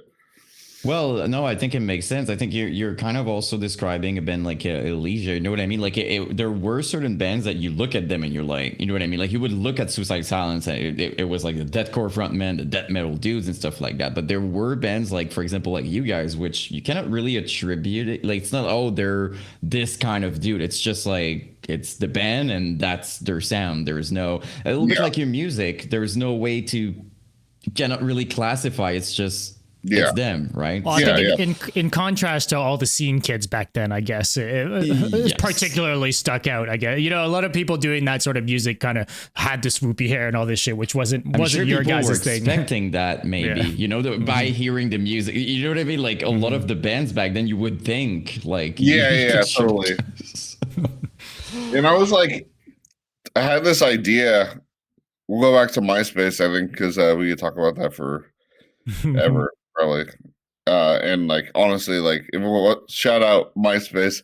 If it wasn't for MySpace, Arsonists would probably never be as big as they were. We just kind of rode this wave of uh some crazy shit that was going on with these up and coming bands and new genre of music. But I'd have this I'd have this like friend at her, and I would be like, well, this band's kind of heavy, so I wonder if they would like our band. So I would go add all their friends, and like I had Hmm. like a program, and it would just like add like, all right, it would add their friends, or and then like you get a couple of people like, oh, cool, you guys are awesome, you guys sound good, and then the people be like, you guys fucking suck, this is horrible. But it's just kind of funny how it works. And I was like, you think, oh no, these scene kids they'll love it. Watch this. You kind of sound like them, like maybe. Like, We're gonna lure the scene oh, kids in that's with our any music. like of those kids like that, but like they honestly seem a lot more open to just different kinds of music. So Hmm. you know what I mean as a marketing standpoint, because Yeah, like Hot Topic, you know what I'm saying? Like those kind of kids would like come out, but then like hardcore kids would come out too. And like honestly, we have some of the like craziest moshers at all our shows, and it would be ridiculous. And it'd be like you wouldn't expect that. I'd be like, oh man, like yeah, I fucking just knocked this dude out like to Arsonists, and it's just like you guys are my favorite band. We're like, dude, that guy was moshing really fucking hard, and like it was cool. Yeah, but I'm sure you weren't going with your bot to add the Terror's fan base to Oh, everybody. everybody. All right, no Yeah, limits. All right. You never Oh. know. Back then, it was like this weird thing, you know. Like you mentioned, the scene kids, but you never really knew because a lot of these people would listen to both. They would listen to freaking metalcore, deathcore, even emo stuff. You know what I mean? Like it was kind of just like a big. Yeah, That's why we absolutely. had weird. Oh, we like the weird projects, shit. too. Yeah. That was Yeah. kind of the basis of it. Yeah. As long as they like it, it's weird or whatever. And especially back then, honestly, when you had like electronic elements or like synths and stuff like it, it was also a part of that with bands like the Divorce Preda, early the Divorce Preda, stuff like that. It really, there was a crowd for that as well, I think. Yeah. So They did compare us a lot to See Next Tuesday, I think, when we were coming up. Mm-hmm. But even though I yeah. don't even think we sound similar at all, and we tour with them, and they're really awesome, but I don't think we sound like them. No, There's it's only like it's super different. It's different. Again, they're comparing you guys because it's, you know, it's unique and it's different. So like, you know, because I call it kind of experimental. I don't know. It's probably Yeah, not the yeah, right well, term. that's a One of great. the 3 tags on MySpace for sure. It Yep. was like I would call it hardcore, experimental. experimental, and like something else. Avant-garde, I think was one of Oh, there we go. I love it. But I think like the first band after us, I would say is I Wrestled a Bear Once. That band came along, Oh, Sure. yeah. so Got huge too. yeah, they got really big, and I think that was just like pretty cool to see another band that was like kind of doing similar stuff to that we were. But you know, props to them. They kind of have their own thing too.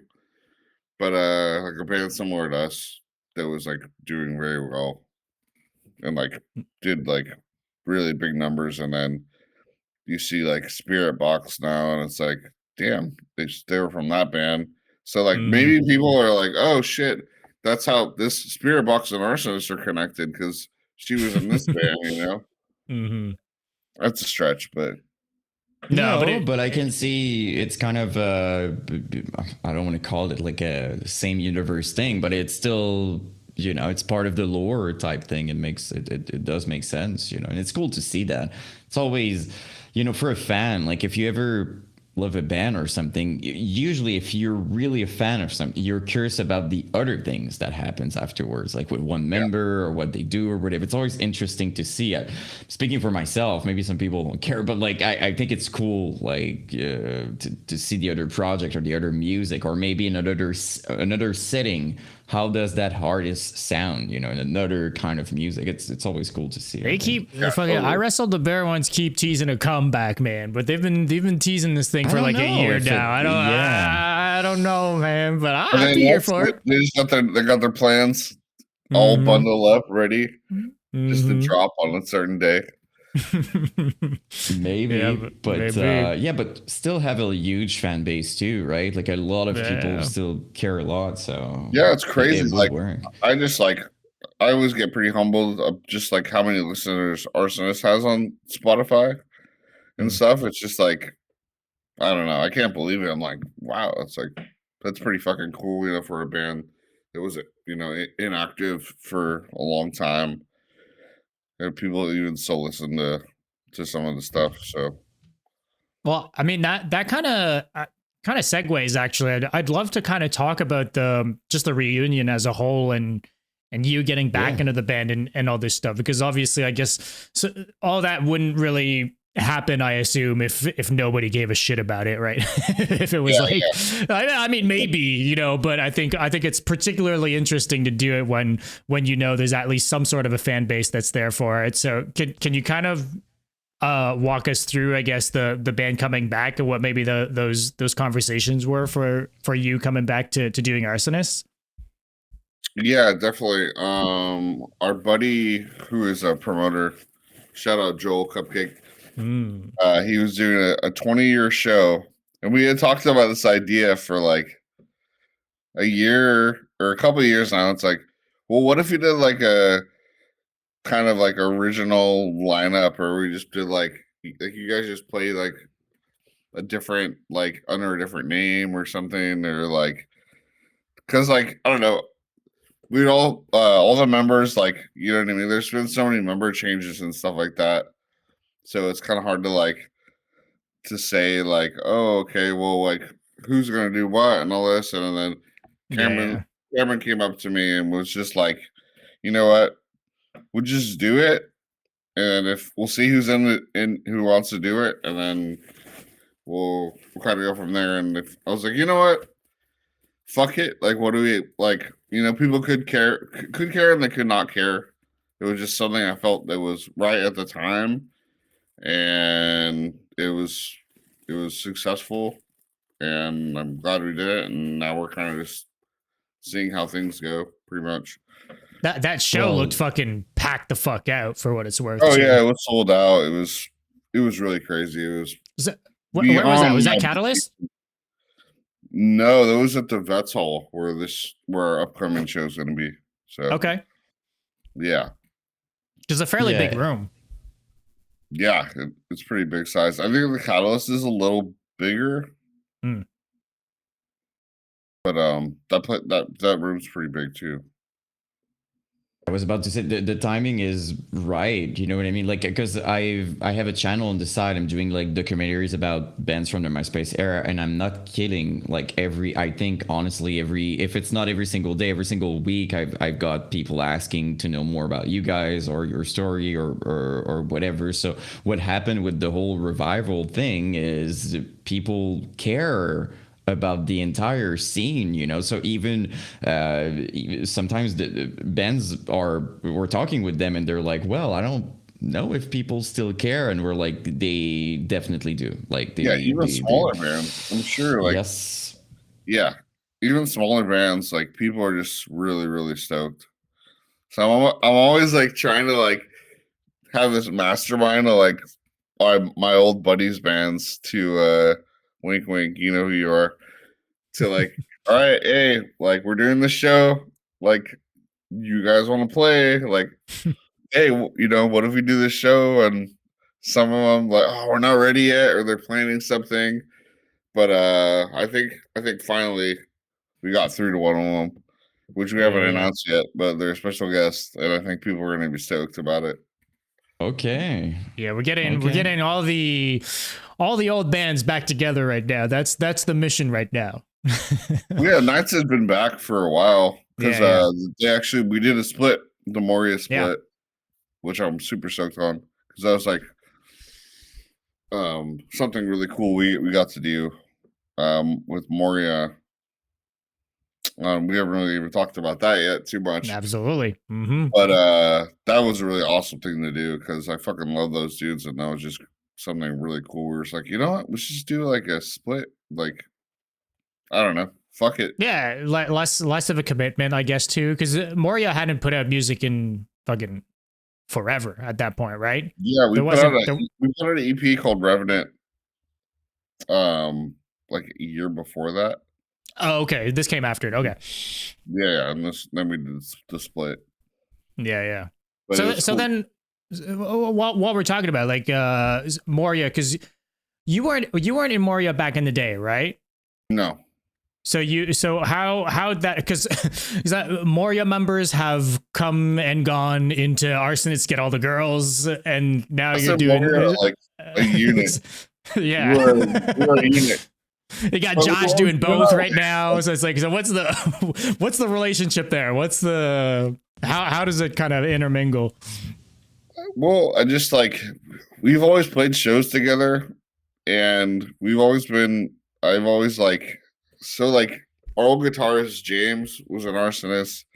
He ended up leaving, and they asked me, they're like, hey, this guy James, like, what's up with him? Like, is he cool? Like, you know what I mean? How is he? Like, yeah, he's cool. Like, you guys should try him out for sure.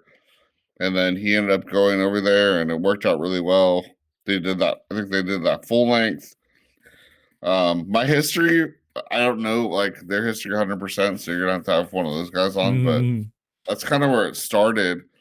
And then it was really funny because their guitarist ended up joining Jason Bardoni ended up joining Arsonists later on after that. So it's like Yeah, you guys kind of did a swap. Yeah. Now I'm playing with them. Like it's like full circle. Really spoke about it. But we've always been great friends for years. So it just seemed like the perfect fit when they came back and wanted to do stuff. I was like, absolutely. And we had done a band before that.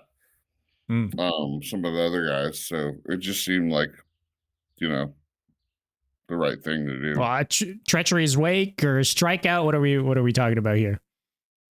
Moria. Oh, the other band. Yeah, Helm's Deep. Helm's Deep. Okay. That was kind of like post Moria, right? Yes. Okay. I thought you meant before, but okay. No. Sorry. I'm horrible with timelines, so if anyone needs to call me out or correct something, please do. we can't hold anyone to that sort of standard when we're talking about things from 20 years ago. You're all good. Yeah. Crazy. Like some people are super good about that. I'm like, dude, how the fuck do you remember that? Like there's shit that I forgot about that we like when we were driving down in the van to this LA show. And just like talking about, and I'm like, I don't even remember that. And they're like, yeah, you don't remember that? I'm like, fuck no. But yeah, it's funny. It's a lot of some people are really good at that though. It's kind of insane. You know, you're gonna talk about something. It's like 25 years ago. They have every single details, the date, everything. Like it's kind of a talent thing, but like we're really used to it because here we go back in the MySpace era, and sometimes we ask kind of specific questions, you know. So every single sometimes I even feel bad. I'm like, yeah, it's kind of a specific thing to ask someone 25 years later. But even without this, you know, all the details, it's just cool to have to know a little bit how it was. So it's not we don't expect people to fully remember every single detail. It would make no sense, you know. So yeah, totally. Yeah.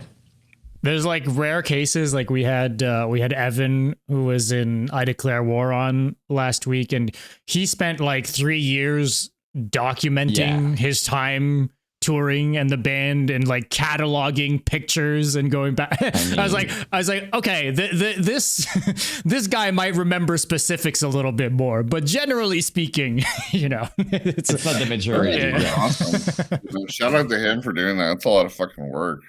Yeah, dude. He did this concept where for every day of the year, he logged what happened throughout his time touring and checking for that specific day. And then he would do that every day for an entire year. That's badass. Yeah, that's fucking crazy, dude. For that. Yeah, but he's kind of a bit of a hoarder, so he still has that stuff kind of like in his like files. But I think all this shit. Yeah. Yeah. Well, I mean, if you didn't hoard that info, most people just don't even, you know, if I tell you, yo, go get all the flyers from all the shows you've ever played, you probably don't have that, you know. It's just kind of like you have to kind of be that guy from day one, you know. Yeah, I have a lot of shit. It's just like all in boxes and stuff. Just like there's a couple like over there or something. I don't pull up, but I don't in this room. Look, I have maybe just a couple quick smaller things because we're closing up on the 2 hours here already. It doesn't feel like it, but I had it's a lot we need to dive into. We haven't really. I know, dude. Well, look, we'll have to have you back on, man. Yeah, have one of the other guys. I think that would be only that'd only be fair. But yeah, I'd love to be on again. That'd be cool. But before that, we can still talk a little bit. I was told to ask you to sponge him or about gravity. I have no idea what this means. But apparently it seems like you kind of know. So what's going on here? That's funny. So yeah, one of our buddies oh shit. This is funny. Our good buddy Joel, he TM'd for us for a while. I went to actually grew up with him, went to high school with him. Fucking hilarious dude.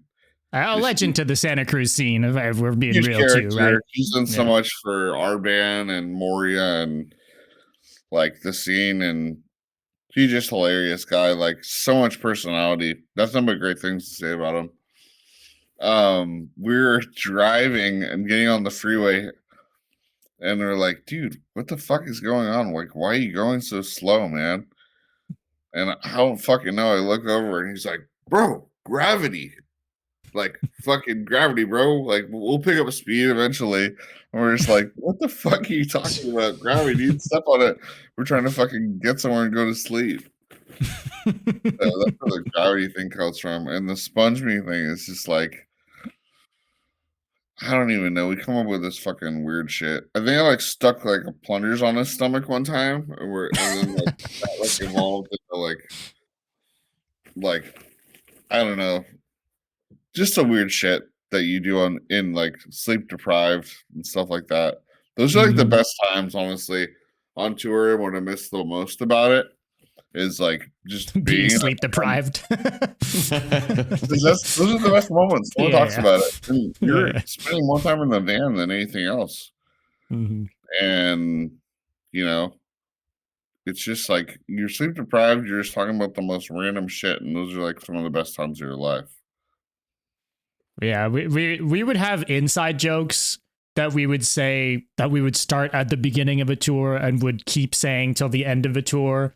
And those inside jokes, when you're sleep deprived at 3 a.m, 30 days in, for some reason hit the hardest, you know, even though you've heard it every day for the past month. But everyone's trying to sleep and someone will blurt it out and all of a sudden everyone's fucking laughing their ass off. But I understand that the sleep deprivation is, it's a good part of it. I don't know, like honestly, I don't know how we fucking did it now. I couldn't even fathom now doing like a van tour or something like that. Maybe because I'm old as fuck. But dude, it's just like fuck. My back would be fucked up. Like I would need like a shower. I don't know how you guys. No, it's intense. Like when we talk with people, like it's like you know, like Walmart parking lots and shit, dude. Like. We didn't like get hotels. We would stay at kids' houses. We'd be on stage. Hey, who wants to let us stay at the house tonight? And like, I remember just staying at the shittiest places, and we're like, "What the fuck are we doing? Like, what is this?" Yeah, one night at a two, they're so stoked to have a band over, so they want to party, but you just want to sleep. Yeah, oh my god, that was like 90% of the time. That's why I would just sleep in the van. It would be. Like my man, that was my move. All the time. 100 degrees. Oh, where's Arthur? Oh, he's sleeping in the van. Look, someone's got to look over the gear, man. Yeah, which I'm glad I did because you hear these horror stories about like their van getting stolen or their trailer. Yeah. I remember when all that Harm's Way stuff happened. I was like, "Fuck that's so shitty." Like I don't wish that upon any band because like we're so lucky in the short amount of time. Sorry, the long amount of time that we were touring where we didn't have really anyone steal from us. Yeah, I mean, especially if you guys played Montreal, man, you guys are lucky to have gotten away safely. Montreal's pretty bad. Pull out a Garmin, and I was like, fuckers. A Garmin, that's right. We toured with a Garmin, and we were stoked because before that, we did all our shit on MapQuest. That's how old our band is. We'd print out directions, and we were fucking touring off MapQuest. Jesus Christ, remember man. Printing the directions. And if you got lost, you were fucked. Oh yes. Well, you have to add to ask people, and it's. Oh yeah. You kind of had to do that for the entire tour ahead of time too, right? So it's kind of like, you know. There's no like improvising at that point because, okay, you say you're going to sleep at someone's house. Well, you don't got the map directions from that person's house to the next venue. You have from venue to venue most of the time because you pre-printed all your shit before leaving for tour. You don't got a printer on tour, you know, so it's kind of like. I guess I was like kind of the mastermind behind that some of the time Mm. So I would plan out. I'd be like, okay, like so we got an 8 hour drive here. We could probably like that would be like the max we would be able to stay like in town, or we would just do an overnight drive and just like then sleep somewhere, or drive halfway and get a hotel. But like the short drives, we would just be like, all right, we know this is a short drive, so we could stay in town and then drive the next day. So I'd be looking at like different cities, like, all right, where are you guys at? Like, just like coming up with a plan and stuff. And that's how I do routing dates too, as far as like touring goes. I'll just be like, all right, the tour starts here, so I need to do X, X, and X routing dates, and I would just book shows and stuff like that. Because I fucking hated having days off too, so I would just do that. I did a lot of booking Yeah. back in the day. So you guys booked a lot of extra shows yourselves. Like, okay, Oh we yeah, get an yeah. off day here. Fuck it, we're playing this extra show with just ourselves. It's fun actually. Mm. I really enjoyed doing that, so did that for a little bit. Look, booking a few shows is like, is a thing, and it's all good. But like booking, I do not wish booking an entire tour on anybody. Like a 30-day tour where you have to line up the dates on specific days for it to make sense in specific cities, and finding the right people to do it and not bail and agree to whatever pay you want to get paid and all this shit. Dude, it's a fucking nightmare, man. Like, if you get paid, yeah. You're lucky if you got a door deal. Like, fuck me, man. Oh man. No, I don't wish that on anyone, but I mean, glad you enjoy booking, but couldn't be me. Yeah, no, it was fun. Like, especially like when you get to a certain size, you'd be like, all right, I kind of know what we're worth in this market. Like, or you make friends and you're like, hey, you know what? We got a one-off coming up. Do you want to do the show? And they're like, oh, fuck yeah. They're all stoked, you know what I mean? Or like somewhere we hadn't played in a long time. And I remember like, this show is fucking sick. I want to play here. And honestly, those are some of the best shows, like smaller CD markets. And I think that actually helped the band grow quite a bit because we were open to playing these small markets, and we had like there was a band I think that said it like you're that band's favorite band that comes through. I think I don't know what band it was that said something like that. Maybe Mugshot, because I was listening to them on a podcast. Mugshot or what was the other band? Oh, Judiciary. Is that am I saying that right? Yeah. Don't ask the French people here to correct your English, but well, yeah. I'm pretty sure that's how you say about it. playing these smaller towns and smaller markets, and like you become like their favorite band because like you play these small towns. Yeah, they don't got shows really going there ever. Yeah. There's a value in that, definitely. That's my biggest best advice to these younger bands is go play a random place, go play a new place. Don't just stick to the same, stuff, especially if you're doing a tour, go try somewhere else. And, kids can get stoked. I mean, look, I can attest to Yan up here living in a small ass fucking shitty town, and the few bands that would pass through his city, he still to this day thinks they're the biggest bands in the world. What do you got? I'm always gonna remember we had AGATG. I don't know if you remember those guys. Yeah, they toured with AGATG. Yeah, toured with? Okay, perfect. Yeah, those are awesome. Tyler hit me up. He's like, "Fuck yeah, you got art on the podcast." Dude, I love Tyler. Such a sick band. Funny, man. I love that guy. He's great. Shout out to AGATG. Still one of the best bands we ever had. Honestly, I think they were one of the dudes crushing it on MySpace too. Still good now too. They might be an older band than Arsonists, honestly, I think. Yeah, they were early too. Yeah. They had a bit of a different sound, but they've been around. Yeah, with that,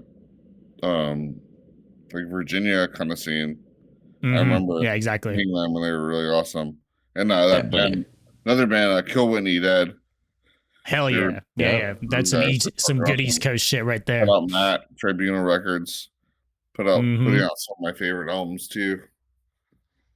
Yeah, it was like when we had those bands, like I couldn't believe it. Once I think it was like Monsters, like a few bands like that, and I was just like, "What? It's coming here?" Like Oceano, Chelsea Green. I was just like, "What is like happening?" And the thing is, when you go in small places and they're not used to it, you talk about it so much. Like it's the event of the like it never happened. So people not only remember, but they talk about it. Do you remember that show? Oh, yeah, when they came. Yeah, So yeah, yeah. so the impact is so huge on these people, you know. So Yeah, I always get so some in the comments like, "Oh yeah, you guys played this show and this fucking happened." I'm like, dude, I remember that exact thing happening, and it was fucking crazy.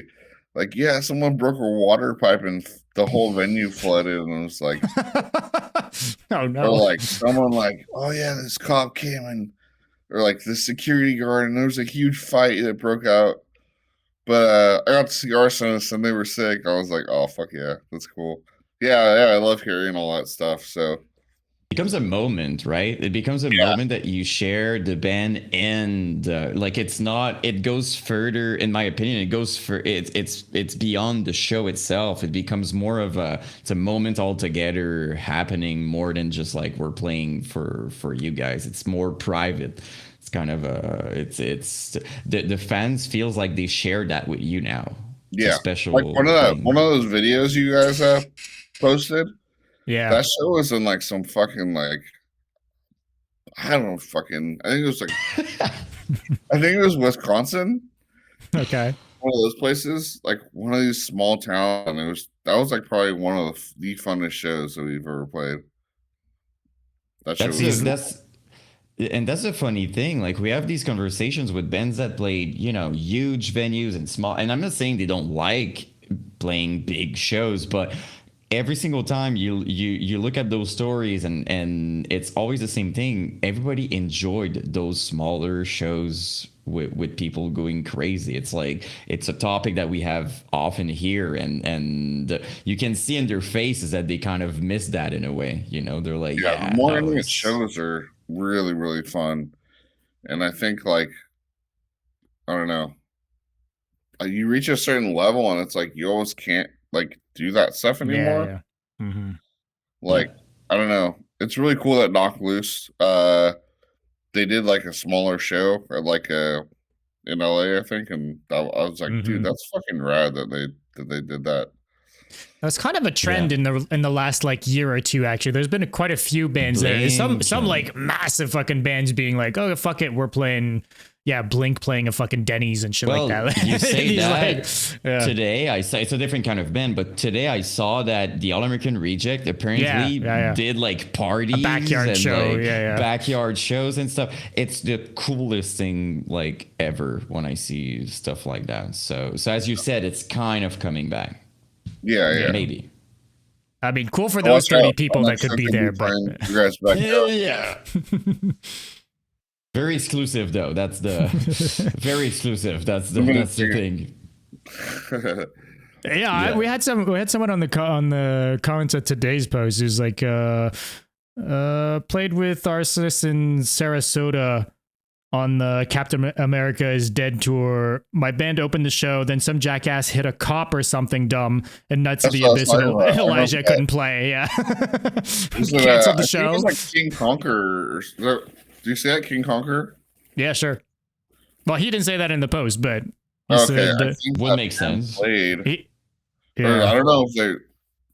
I remember them being on. I think they were on that bill, but I do remember that show. It was a pretty big show, Mm. and then They some. shut it down.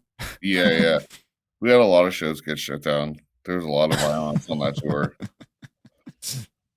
A lot Yeah, of violence. it's I don't know. Arsonist shows are pretty violent. Like you wouldn't think that, but like some of our shows were pretty violent. Where like people got like pretty hurt and like this show like I couldn't tell you how many fights like broke out during like our set. It was just Mhm. like people were like, "You're a fucking we're a fucking keyboard band. What the hell?" would you that's what's kind of like funny. It's like everyone's in there to enjoy the music, right? What the fuck could you guys possibly be fucking fighting about, you know? Yeah, I know. stupid stuff for sure, like small, you know what I mean, like Egos for like, sure. Yeah. because like to me you're in a metal show, like I see these people, right, they're upset because maybe like the person just kind of fall on them. I'm like, you're at a metal show, like it's just like you cannot go there and not and be upset that people are moving and something happened. Some I think people it's go just hard like though. Some people target people. No, but I'm not talking there's about a some punch. justified. But I mean, sometimes, unfortunately, it's just you get pushed, and it's just you're falling on someone. It's not, it's not intentional. Yeah, Or whatever. they're not used to like the crowd mosh and like they take it Yeah. personal. Yeah, But it's like if you're from like a hardcore like background, you kind of know like, okay, this is just how it is. Like you get yeah. hit. If you're by the pit and someone fucking hits you, like it's just part of the fucking the thing. That's Did on it you, happen man. sometimes that you had kind of like because of a fight, you kind of stop? You're in the middle of a song, or you just kind Oh of yeah, kept yeah, doing it? definitely. Yeah. Like, Okay. well, there's somewhere it was just like it was just too bad because there's like 15, 20 people fighting. Oh. Like, one of our home shows, I think we had to stop playing. You can't tell if it's a mosh pit or just people fighting. Yeah. But It's a lot of people though. Like, yeah, it's just like unsafe and like when someone's life, it's just like there's scuffles where we've kind of got through it, but sometimes like if someone's like laid out or really hurt, we probably should stop. Just like it's not worth it. no, for sure. And you also don't know, like you were talking about 15 people fighting. If it goes beyond that, it can become pretty like dangerous and intense. Like because like in this 15, now it's someone else that wasn't part of it. Now that person is part of it. Like it can Kind of sounds like a video escalate. game. I'd play that game. Right? Get as many would. people fighting as possible. Kind of a simulation game. I would Streets imagine. of Rage or something like that. Yeah, man. Could be. Sorry, Imagine a old game that you reference. I don't mosh. know. I think that might be too old for you guys. Oh no. Streets of Rage is that's our we're not the youngins here for sure. No, We got we're some not. youngins in chat for sure, but we're I wish we were. Yeah. But we're not. Yeah, like what I'm saying always to give a point of reference is we saw the beginning of internet. That's how old we are. You had to connect That's through true. phone. So I had the AOL that's dial-up. pretty bad. Yeah, exactly. You would click I remember like a downloading Google. it on my computer. It- And like, oh fuck, like, do I download the song? I'm gonna get in trouble. Yeah. Being Am I scared gonna of having kill the my FBI having the FBI send you a letter for I'm not bashing me too much. My first song I downloaded on Napster was actually Jennifer Lopez. Okay. There we go. There you go. I wish I remember what my first song I downloaded was. I have no fucking clue, man. I'm pretty confident with LimeWire that for me, I'm pretty confident it was Linkin Park. I was going to say could- it probably would have been that for me too. Even though I already had the CDs, it would have been like the thing I probably would have downloaded. Yeah. I think Linkin Park for me, but it was something, because sometimes we talk and I'm realizing I'm like, yeah, like we're old enough now that some people don't know that when you did a Google search you had to wait actually a couple minutes for all the result to be there. Like that's how slow it was, just watching a video. You remember, guys, when you had to wait so that it's buffering and then it's enough loaded so that you can watch the video? I mean, it's not a thing anymore, really. Yeah, I know. And then, like, honestly, would that hurt or like help your band if someone like downloaded your album? Like, I'm sure like thousands of people downloaded our album, which is, you know what I mean? But that was part of it. That's a whole other conversation, as these guys are talking about in here. Yeah, it's I would do both personally. That was the weird thing for me. I would do both. I was buying albums and I was also downloading. Yeah, stuff. I was not. I was at shows. I'd buy shit at shows. You'd buy a shirt, you'd buy a CD and stuff. But it's not like the amount of music I was downloading. There was no way in hell I was giving back as much monetarily. There's just no fucking way. Yeah. Well, especially kids are so young too. Like it's like they almost can't because like that's just you know what I mean. Like they don't have a lot of money and stuff like that. So like some of them and like I don't know, streaming wasn't a thing back then.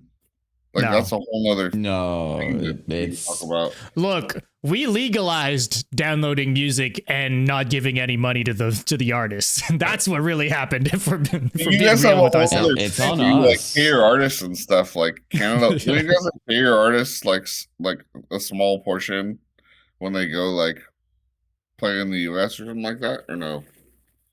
If what? Sorry. Oh, doesn't Canada have something where they, if their artists go and play Mm.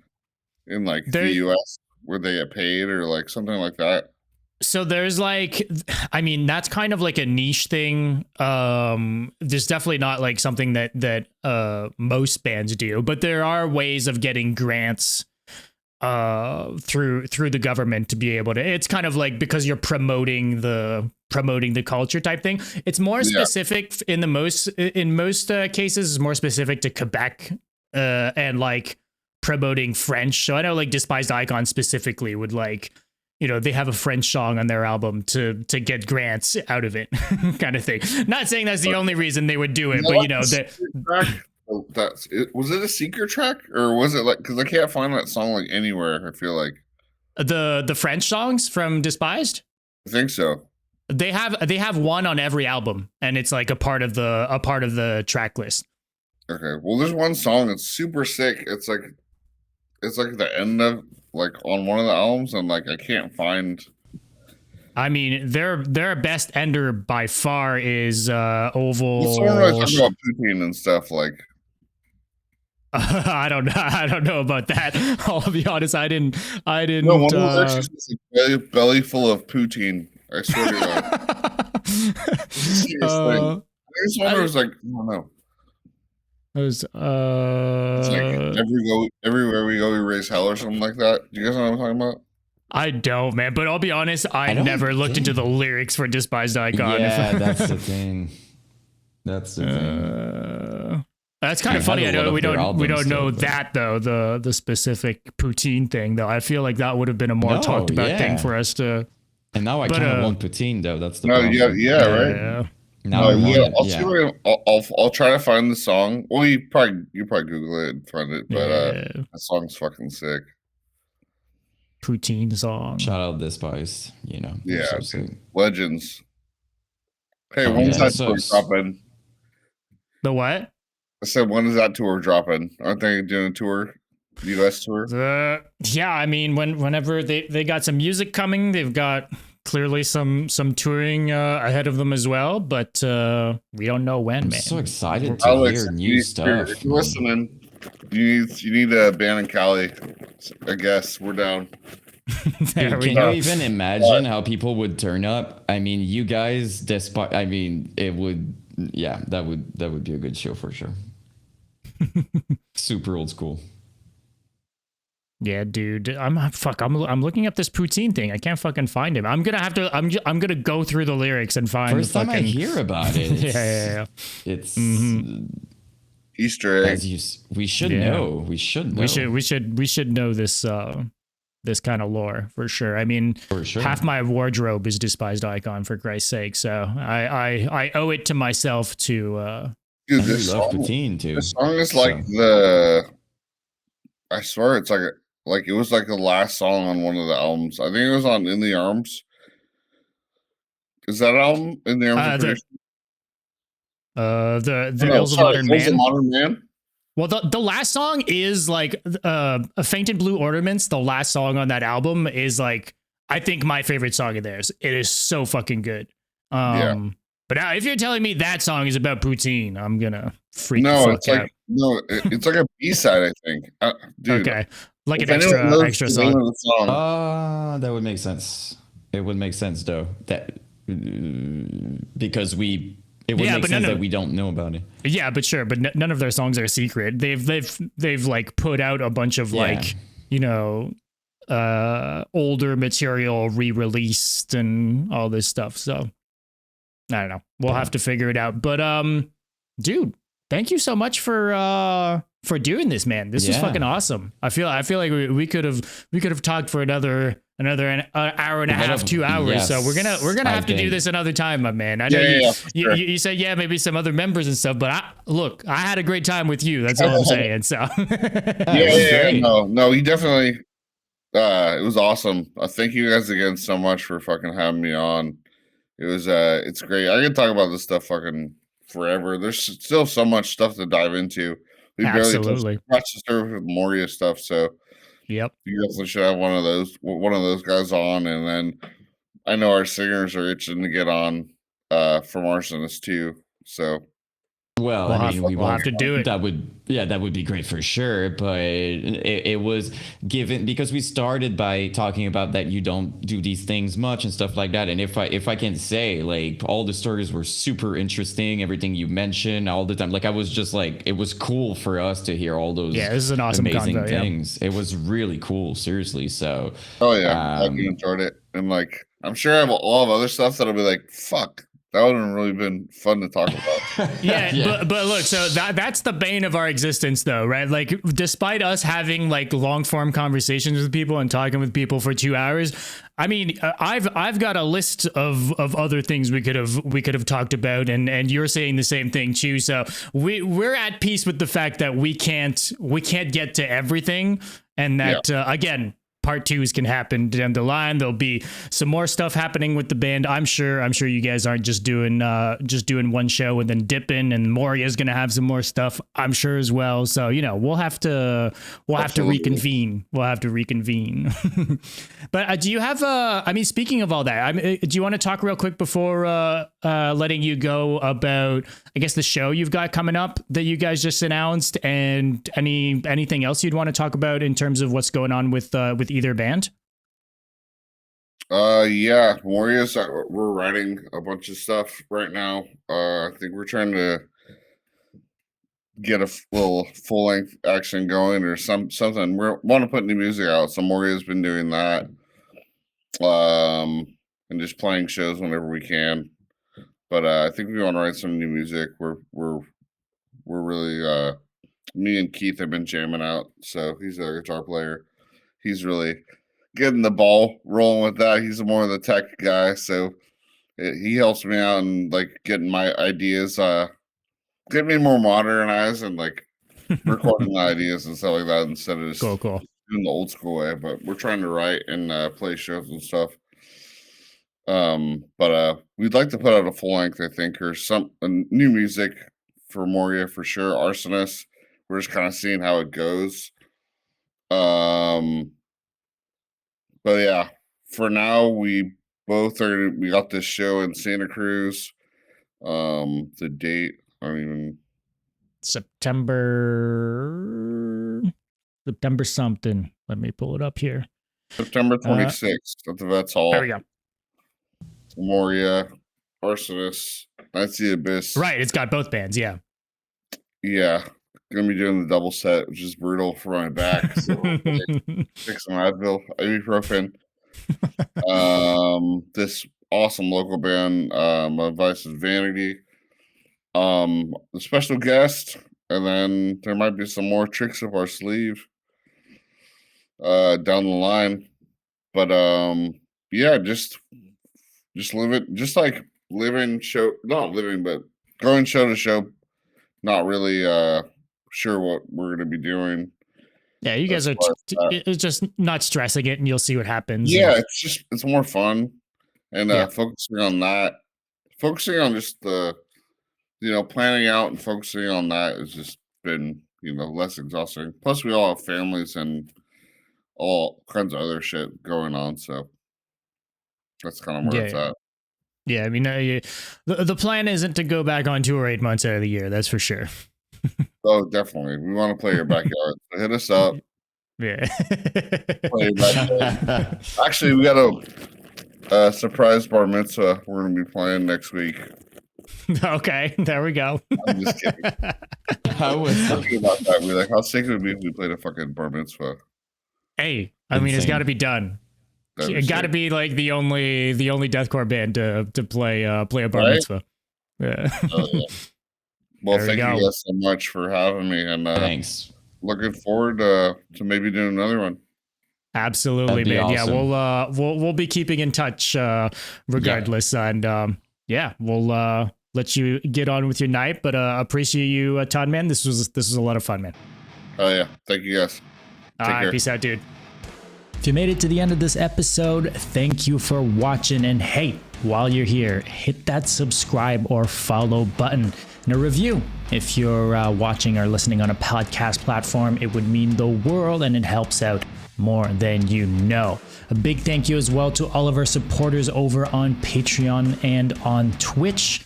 New episodes every week, links to our Patreon, Discord, and socials in the description. We'll see you soon. We're out.